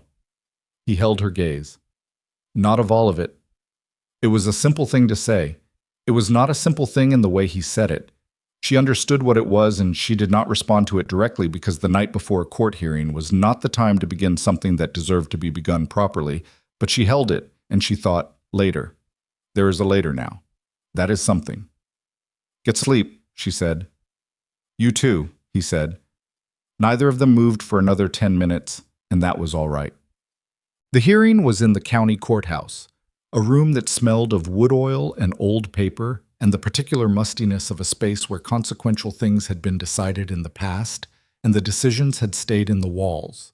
Judge Calder was a man of about 60, with the compressed demeanor of someone who had been listening to other people's arguments for decades, and had arrived at a condition of permanent patience that was not the same thing as indifference.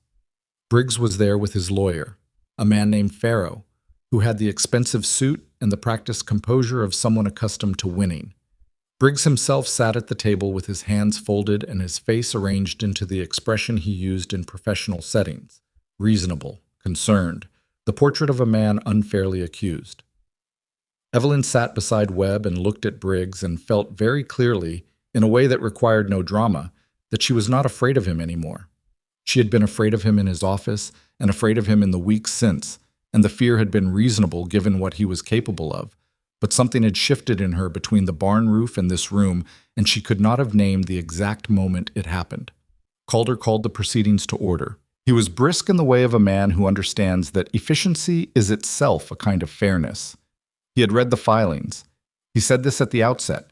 He had read all of them, and he had several questions, and they would proceed in the order that served clarity rather than the order that served the parties' respective preferences. His first question was to Farrow, produce the original signed contract. Farrow produced it. His second question was to Webb, produce the original signed contract held by the opposing party. Webb produced Evelyn's copy. Calder looked at both. He set them side by side on his bench. He read. The room was silent with the specific quality of a silence that is not empty but is held, everyone present understanding that the next minute was the one that mattered. These are not the same document, Calder said. Your Honor, Farrow began, the discrepancies are minor and represent... The dissolution clause on page 3, Calder said, does not appear in the copy held by Miss Mercer. It appears in the copy submitted by the Briggs Agency. I'm going to ask a direct question and I'd like a direct answer. Was this clause present in the document at the time of Miss Mercer's signature? Farrow adjusted his position in his chair. It was very slight. Your Honor, the standard agency contract includes... That is not what I asked. Briggs's hands, folded on the table, shifted slightly, just the fingers.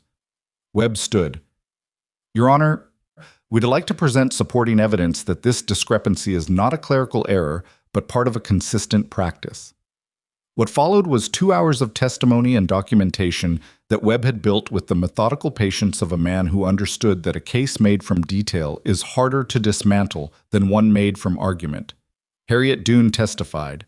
She was a small, direct woman who told her story without embellishment and without self-pity, the way people tell true things when they have decided to stop being ashamed of them. The letter Briggs had sent to her husband was entered into evidence. The fee structure it described was read aloud. Farrow challenged her on memory, on motivation, on the years elapsed since the original events. She looked at him steadily and said, I've had 8 years to remember it. I've had very little else to think about. The room shifted. Not dramatically. No one said anything. No one moved. But Evelyn felt it, the way a room shifts when the truth lands cleanly. Cotter's disappearance was noted. Webb introduced testimony from 3 men at the saloon who had heard Cotter's story and could confirm specific language used, language that matched, nearly word for word, language in an internal agency document Webb had obtained through channels.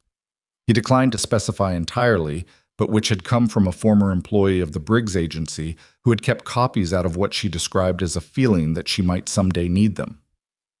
Farrow objected to 3 things in rapid succession. Calder overruled all 3. Then it was Evelyn's turn. She walked to the witness position and stood. She did not sit. There was no chair. You stood in this courthouse. And she answered Webb's questions in the same order they had prepared them. How she had come to make the arrangement, what she had been told, what she had signed, what she had kept, what she had experienced afterward. She spoke in plain language. She did not perform distress, and she did not perform composure. She was simply present and accurate, and when she reached the part about the alley, she described it without flinching, not because it wasn't hard, but because she had decided beforehand that she was not going to let Farrow's cross-examination find a crack in her account by finding a crack in her face. Farrow's cross-examination took 20 minutes. He challenged her on the sequence of events, on whether she had fully understood the contract, on her decision to leave Cincinnati, on her conversations with Mrs. Coulter. She answered everything. Some answers were complicated, and she said so. I'm not certain of the exact date, but I'm certain of what was said, because uncertain things said with honest qualification are more credible than precise things said with the smoothness of rehearsal. At one point, Farrow said, Miss Mercer, isn't it true that you were in a vulnerable situation when you agreed to come to Wyoming, which might have affected your ability to accurately assess the terms of the arrangement? She looked at him. Yes, she said. I was in a vulnerable situation. That's what Mr. Briggs was counting on. It's what he counts on with every woman who comes through his agency. The vulnerability isn't my failing, Mr. Farrow. It's his business model. Farrow opened his mouth, closed it. Calder made a note. What? The judge did not rule immediately. He said he needed the afternoon, and everyone went out into the cold and the waiting. That is worse than the event itself, because in the event you are doing something, and in the waiting you are only feeling. They stood outside the courthouse, Gideon, Evelyn, Webb, and Harriet Doone, who had stayed, pulling her coat tight against the wind. Ruth Calloway was there too, having come from town with 2 other women from the Wednesday meeting, not as participants in the proceedings, but as witnesses to them, which was its own form of statement. Gideon stood close to Evelyn without touching her, and she was aware of his proximity, the way you are aware of a fire in a cold room. You did well in there, Webb said. Did it matter? The line about the business model, he said. Yes, that mattered. Harriet Doone looked at Evelyn with the expression of a woman who has put something down that she has been carrying for a long time and has not yet processed how different her arms feel. Thank you, she said, for making it a case instead of just your problem. Evelyn looked at her. Thank you for the letter. Without it, we had a discrepancy. With it, we had a pattern. Harriet nodded. She looked away. Her jaw moved once. They waited. After an hour, Thomas arrived in the wagon with the 3 younger children, who had been kept at home, but whom Thomas had apparently decided, unilaterally and with characteristic judgment, should be present for the outcome. Gideon looked at his son with an expression that was not quite approval and not quite resignation. You were supposed to stay home, he said. I know, Thomas said, but we couldn't. June had the rabbit. Samuel was trying to look like he hadn't been anxious. Clara sat straight in the wagon seat and looked at Evelyn with the direct gaze of someone who had done what she could do and was waiting to see what it had counted for. They waited another hour. Wasem. Calder's ruling was 7 pages long, and he read the operative sections aloud in a voice that treated the language with the same matter-of-fact respect he appeared to treat most things. The claim against Evelyn Mercer was dismissed in its entirety. The dissolution clause on page 3 of Briggs's contract was declared fraudulent. Not mistaken, not irregular, but fraudulent, and Calder used that word twice in the operative section, which Webb later said was deliberate. A man who uses a word twice means it to stay. The ruling further ordered a full investigation by the Territorial Attorney's Office into the contracting practices of the Briggs Agency over the preceding decade, with specific attention to contracts involving women brought to Wyoming under mail-order arrangements, and with subpoena power for all agency records. Harlan Briggs was taken into custody in the courthouse before the afternoon was over, not by the sheriff alone, but with a deputy and a territorial marshal, who had apparently been standing by in a manner that suggested Webb had made a quiet arrangement about timing. Briggs walked past the row of people waiting in the corridor outside the courtroom without looking at any of them, which told Evelyn more about him than anything he had done in the preceding weeks. A man who looks away from the people he has harmed does not do so out of shame. He does it because he has decided they are already in the past, and he is already calculating the next move. The calculation was not going to help him this time. Farrow collected his papers with the efficient movements of a man separating himself from a situation and left. Outside, the afternoon had gotten colder. The news moved through the people standing there in a way that was not as dramatic as Evelyn had imagined it might be. It came in as information, and people processed it the way people process information that has arrived after a long time of not knowing, which is quietly, and with something that is not quite relief, because relief implies the fear is over, and the fear has been too present too long to simply stop. Gideon said nothing for a moment. Then he said her name. Just her name, no sentence around it. And when she looked at him, he looked back, and she understood that they had done this together and that the doing of it had made something between them that was not the same thing as what had existed before. Thomas had climbed down from the wagon and was standing nearby with his hands in his pockets, and the expression of someone trying to appear like this outcome was never in doubt. June had pressed herself into Evelyn's side at some point during the reading of the ruling and was still there, rabbit under one arm. The other arm loosely around Evelyn's waist, with the complete proprietary ease of a small child who has made a decision about where she belongs and intends to stay.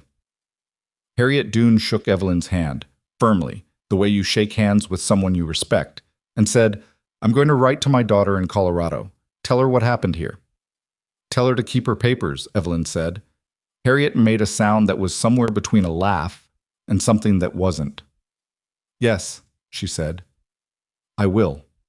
Ruth Calloway said nothing, but she squeezed Evelyn's arm once as she passed, and her eyes were doing something that she had apparently decided not to let her face do, which Evelyn understood and honored. Clara had gotten down from the wagon and was standing at the edge of the group with her arms crossed in the way that was her version of composed. But Evelyn could see what was underneath it. The specific look of a girl who has been protecting something for a long time and has just been told she no longer has to protect it alone. She went and stood beside Clara, and Clara uncrossed her arms. "Is it over?" Clara asked.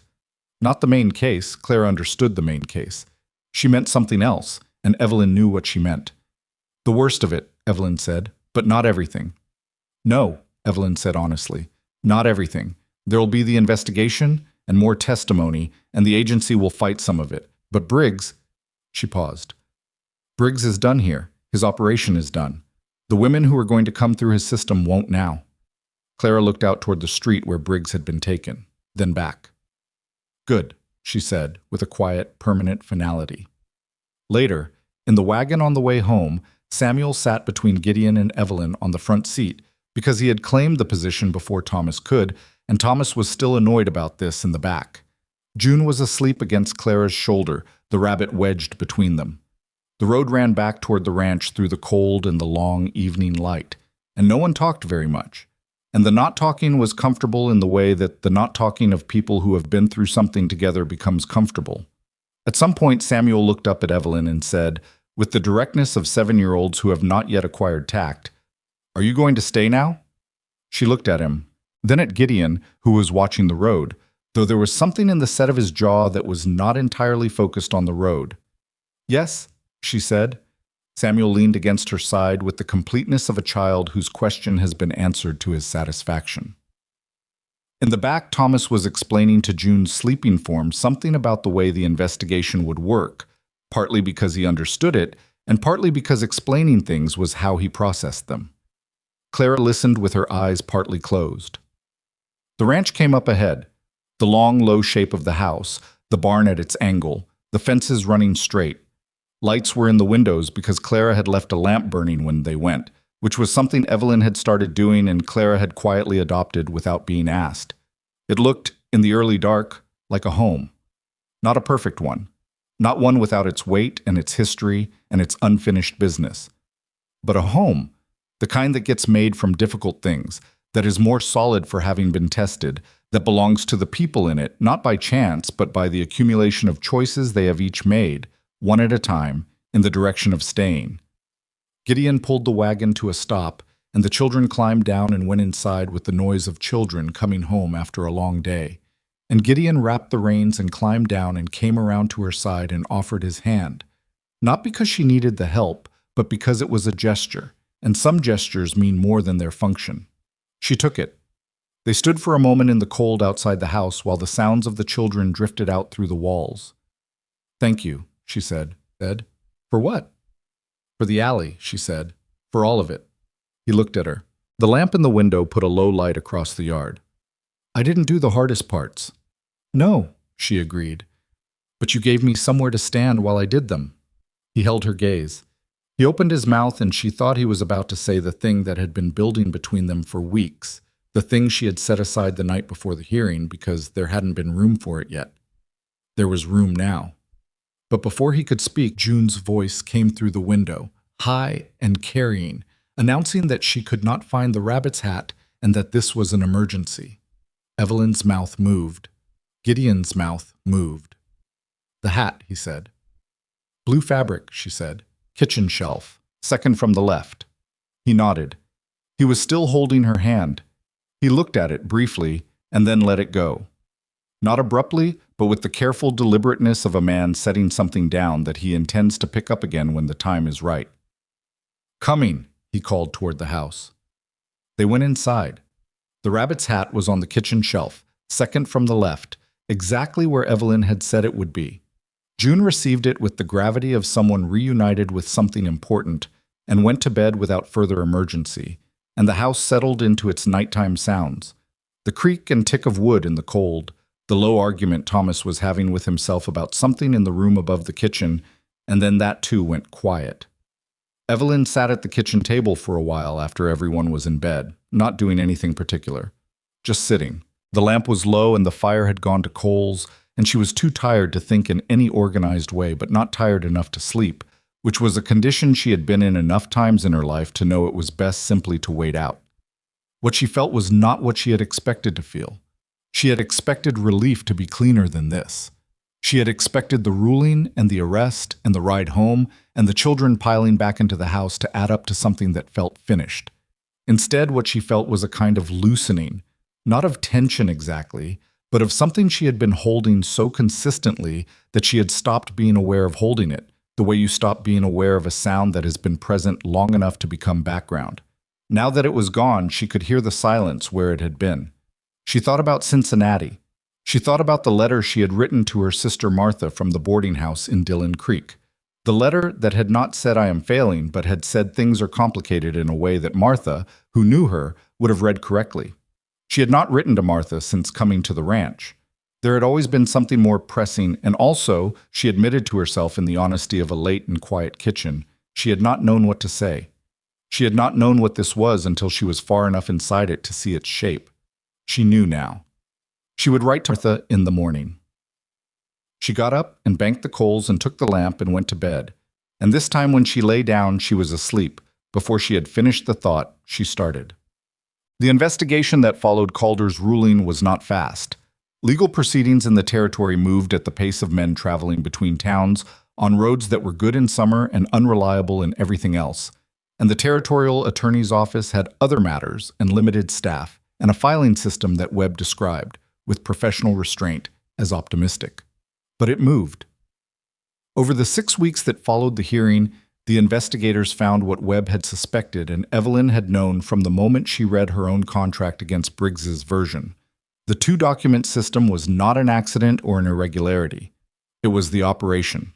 Briggs had been running it for 11 years across 4 territories, with at least 37 women identified in the records as having been subject to contracts that did not match their signed copies. Of those 37, 9 had ended up in arrangements they had not chosen and had no documented means of exiting. 4 could not be located at all. That number, 4, was the one that stayed with Evelyn when Webb reported it, not as abstraction, as women. 4 women who had come to a train platform somewhere with a trunk and a letter and a set of expectations, and had then ceased to be traceable in any record the investigators could find. She did not say this at dinner, she did not put it on the family in that form, but it lived in her, and it shaped something in how she approached the remaining weeks of the investigation. The 2 additional testimonies Webb gathered, the letter-writing campaign. Ruth Calloway organized through the women's meeting that eventually reached 3 other women in Colorado and Nebraska who had come through Briggs's system and had not known there was anyone to tell. The interview drum ran in the Courier with Evelyn and Harriet together. That was the first time Evelyn had seen her own name in print attached to something she had done rather than something that had been done to her. Briggs's trial was set for spring. His lawyer, not Farrow, who had withdrawn, but a new one brought in from Denver, entered a plea that involved a great deal of language about miscommunication and administrative error. Calder, who was presiding, received this language with the expression of a man who has been listening to other people's explanations for 40 years and has developed an accurate sense of when he is being told the truth. He was not being told the truth. The trial lasted 4 days. Evelyn testified on the second day, and this time it was different from the hearing, less about her own contract and more about the pattern, the system, what it was designed to do, and who it was designed to do it to. She had thought about how to say it for weeks, and in the end, the way she said it was simply, he built a machine for taking advantage of women who had no other options, and then he made sure they had no other options before the machine started. The Denver lawyer objected to the characterization. Calder noted the objection and then asked Evelyn to continue. Briggs was convicted on 3 counts of fraud, 2 counts of obtaining property by deception, and 1 count that the Territorial Code described as unlawful coercion, which was not a perfect fit for what he had done, but was the closest available language for the architecture of it. He was sentenced to 7 years at the Territorial Prison in Rawlins, and his agency's assets were liquidated, and the funds were directed. This was Calder's specification. and it was unusual, and Webb said later that he had never seen a judge do it, but that Calder had apparently decided the law's available remedies were insufficient and had found a way to extend them toward a small fund administered by the county for women in circumstances similar to those Briggs had exploited. It was not a large fund, it would not fix what had been broken, but it was something, and something Evelyn had learned by now was worth more than it sounded. She walked out of the courthouse on the fourth day into an April that had finally committed to being warm, and she stood in the light for a moment and felt the thing that she had not felt after the hearing. The cleaner version of done. Not perfect. Not the end of all consequences. But done. The way a wound is done when it has closed over and what remains is the scar and not the damage. Gideon was waiting with the wagon. He had attended every day of the trial, sitting in the gallery with the still attentiveness he brought to things that mattered, and he had said very little about any of it in the evenings because he understood that what she needed after a day of testimony was not more words about it. She climbed up. He handed her the reins for a moment while he unwrapped them from the post, a practical gesture, and she held them and looked at the road ahead. "It's done," she said. "Yes," he said. He took the reins back. He looked at her sideways. "How are you?" The real version, always the real version with him, which was one of the things she had come to depend on without fully noticing when she started depending on it. "Tired," she said. "And something else that I don't have the right word for yet." He nodded. "Give it a few days." "Is that your advice?" "That's my experience," he said. "Things that have been going on a long time don't finish all at once. They finish in stages." She thought about that. It was true, she thought. It had the quality of something a person learns not from reading, but from living through things and paying attention, which was the best kind of knowing. Spring at Hale's Crossing was different from anything she had expected Wyoming to be when she had imagined it from Cincinnati, which was mostly rock and wind and a certain grandiose bleakness. The reality was more complicated. There was rock and wind, certainly, but there was also the creek running high with snowmelt, and the smell of the grass coming back, and the particular quality of the light in early morning when it came across the hills at a low angle and made everything look like it had been there forever. She had been there 6 months. It felt both longer and shorter than that, in the way that time inside significant experiences loses its normal proportions. The children had changed, and she had changed with them, and the household had reached a working rhythm that was not smooth. It was still 4 children, and a man who worked from before dawn, and a woman who was still learning some things about ranch life, and still occasionally made the wrong call about when to push and when to leave something alone. But it was functional in a real way, not a managed way. The difference between those two things is that a managed household is held in place by effort, and a functional one has found its own balance and maintains it even when no one is paying attention. June no longer needed to be told to come to meals. She came on her own, rabbit under arm, and sat in her chair, which was now definitively the chair next to Evelyn's, and this arrangement was uncontested by anyone, including Thomas, who had made his peace with a lot of things over the winter in the quiet way that young people make peace with things when they can see that the thing they were resisting is actually good for them. Samuel had taught Evelyn the correct way to approach a horse that didn't know you, which he considered essential knowledge, and she had agreed, partly because it was useful, and partly because being taught something by a 7-year-old with complete authority on the subject was one of the pleasures of living in close quarters with children. Claire had stopped distributing information about salt and stove temperatures as territorial defense. She and Evelyn had reached something that was not yet mother and daughter, and was not exactly friendship, but was its own thing. A mutual recognition between two people who are both, in different ways, more capable than the situations they have been put in, and who have found in each other someone who understands that particular kind of competence and doesn't find it threatening. Clara was teaching herself to play the mouth organ from a book and was bad at it, which was somehow one of the most reassuring things about her. Proof that she was still 13, that she was still allowed to be bad at something new. And Gideon. Gideon was Gideon. That was the simplest way to put it. He was the same man who had stepped into an alley in October and made a decision in 4 words that had redirected the course of her life. And he was also the man she had come to know through 6 months of ordinary days, which was a more complete and less dramatic knowledge, but was the kind that lasted. She knew how he drank his coffee. She knew that he woke in the night sometimes and didn't talk about it. She knew that he was a man who expressed care through action rather than language, who would fix a thing before he said it needed fixing, who showed up rather than announced his showing up, and that this was not a limitation in him but a kind of faith, the faith of someone who believes that presence is the most honest statement. She knew and had known for some time that she loved him. She had not said it. There had been the hearing, and then the investigation, and then the trial, and inside all of that there had been no room for it that felt right. And she was not a woman who said important things in rooms that weren't right for them. But the trial was done now, and the spring had come, and the house had found its rhythm, and the word for what she felt had been patient enough. It was on a Thursday evening in April, the kind of evening that had been waiting for itself all winter, warm enough finally that the kitchen door stood open and the sound of the creek came in with the air. The younger children were in bed. Thomas had gone to sleep early because he'd been out with Gideon since dawn fixing the north fence, a job that had taken longer than expected and had involved language that Thomas later reported to Evelyn with the precision of someone committing useful information to memory. Clara was at the table doing arithmetic, which she did silently and with a focused severity that suggested math was something to be defeated rather than understood, which Evelyn found entirely relatable.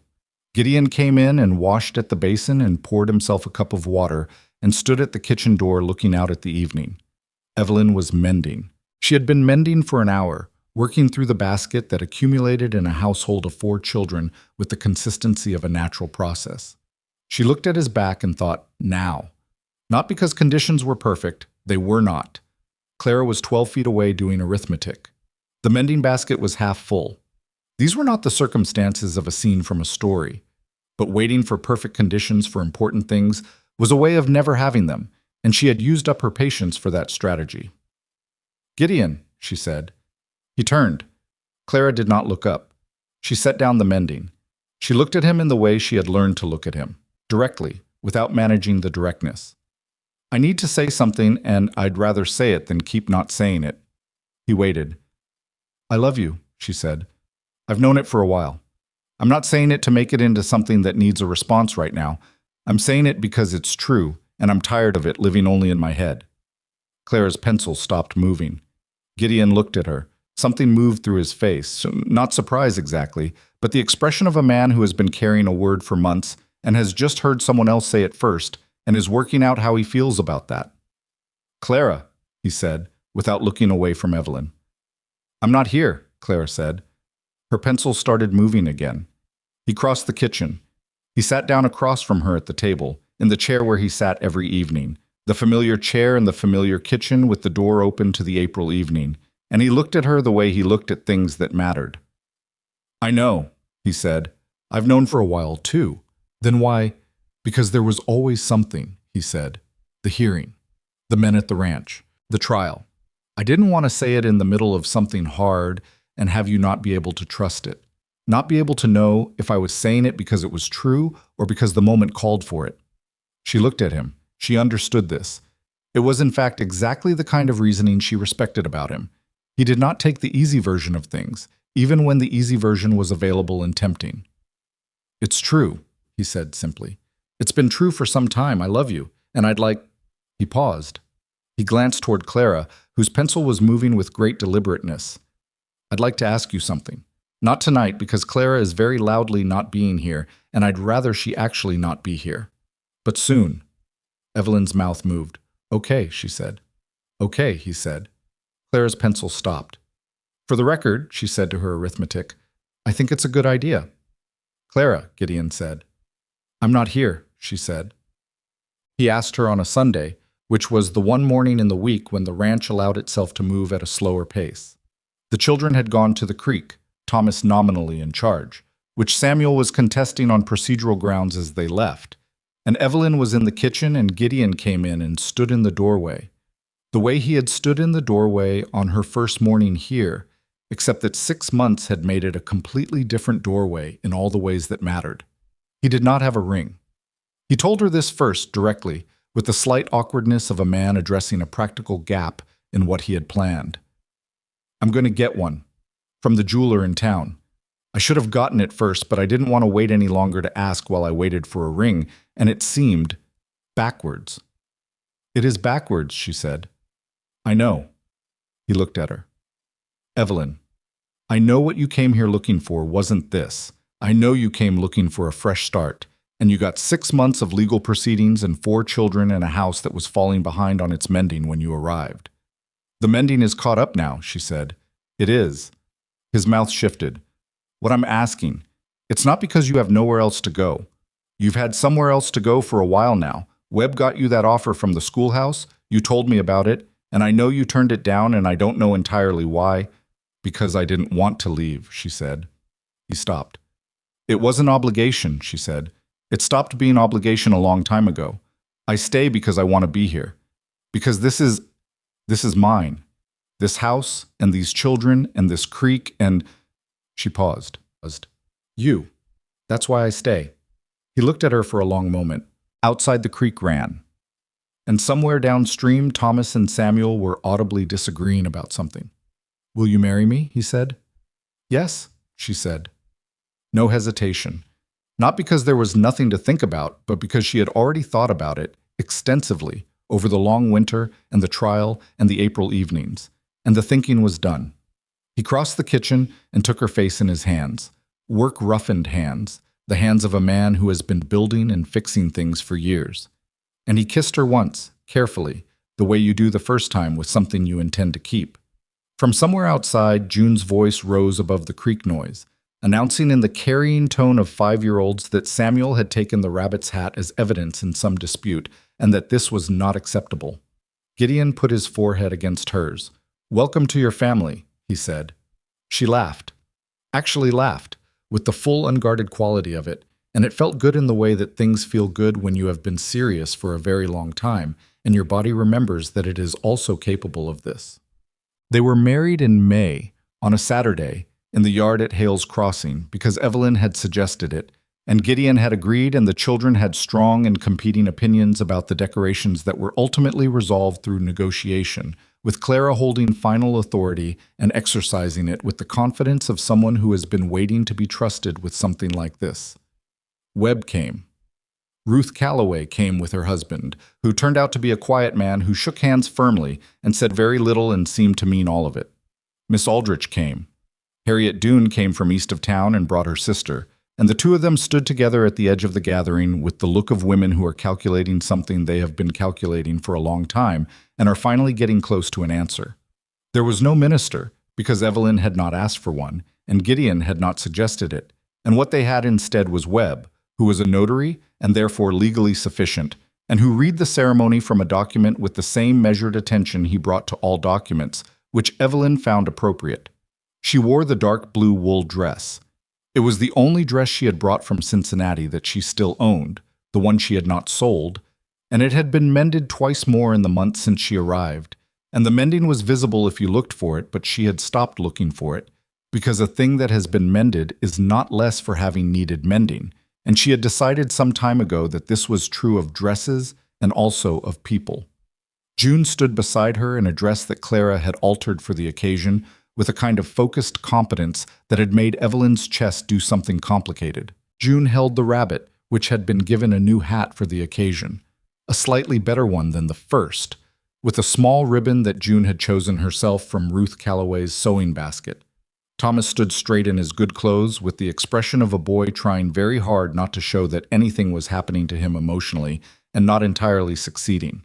Samuel stood beside Thomas and was holding very still, which for Samuel represented an enormous act of will and was in its way more touching than anything else about the day. Clara stood on Evelyn's other side, and when Webb reached the part of the ceremony where he asked if anyone had reason to object, Clara said, entirely deadpan, "No objections." And the gathered people laughed, and Gideon looked at his daughter with an expression that was all the things a father's face can hold at once when he looks at a child who has come through something hard and arrived somewhere good. Evelyn said yes when asked. Gideon said yes when asked. Webb noted it in his ledger. That was all it took. All the legal machinery, all the documentation, all the signed and witnessed paper. In the end, it came down to two people saying yes in front of people who knew them, which was a simpler thing than it had seemed from Cincinnati, and a harder thing to earn, and she was glad she had earned it rather than having it arranged. There is something that happens in the life of a person who has been through what Evelyn went through in the 8 months between leaving Cincinnati and standing in the yard at Hale's Crossing in her blue dress. It is not a transformation, exactly. The word transformation implies something new where something old was, and that is not quite it. What happens is more like a correction, a restoration of something that had been knocked so far off its axis that the person stopped being able to feel which way was level. She had come to Wyoming looking for a fresh start, which is a way of saying she had come looking for something outside herself to fix something inside herself, and she had discovered, the hard way, the only reliable way, that fresh starts are not given. They are built. They are built out of decisions made in cold alleys and small kitchens and courtrooms that smell of wood oil, built out of the choice to stay when leaving is available, built out of trusting people enough to let them see the parts of you that are scared and uncertain and not perfectly resolved. She thought about this in the weeks after the wedding. Not obsessively, but the way you turn something over occasionally when you have time, testing its weight, checking whether it holds. She thought about the woman who had stood on a Cincinnati train platform with a letter and a set of expectations, and she did not feel contempt for that woman, which was something she had had to work at. That woman had made the best decision she could with the information she had. The information had been wrong because it had been deliberately constructed to be wrong, and the blame for that lived with Harlan Briggs in a cell in Rawlins, not with a woman who had believed a promise made by someone she had no reason not to trust. You cannot protect yourself against deliberate deception without becoming unable to trust anything, and a life without trust is not a life she wanted to live. She had decided this somewhere in the middle of everything, and it had been one of the more important decisions she had made, though it had not felt like a decision at the time. It had felt like just getting out of bed. Most of the important decisions feel like just getting out of bed. Martha wrote back in June. The letter was 3 pages, in Martha's close handwriting, and it said many things, including some things that were unnecessary, and some things that were genuinely felt, and some things that were both. But what it said that mattered was, I am glad. I was frightened for you, and I'm glad it came out this way.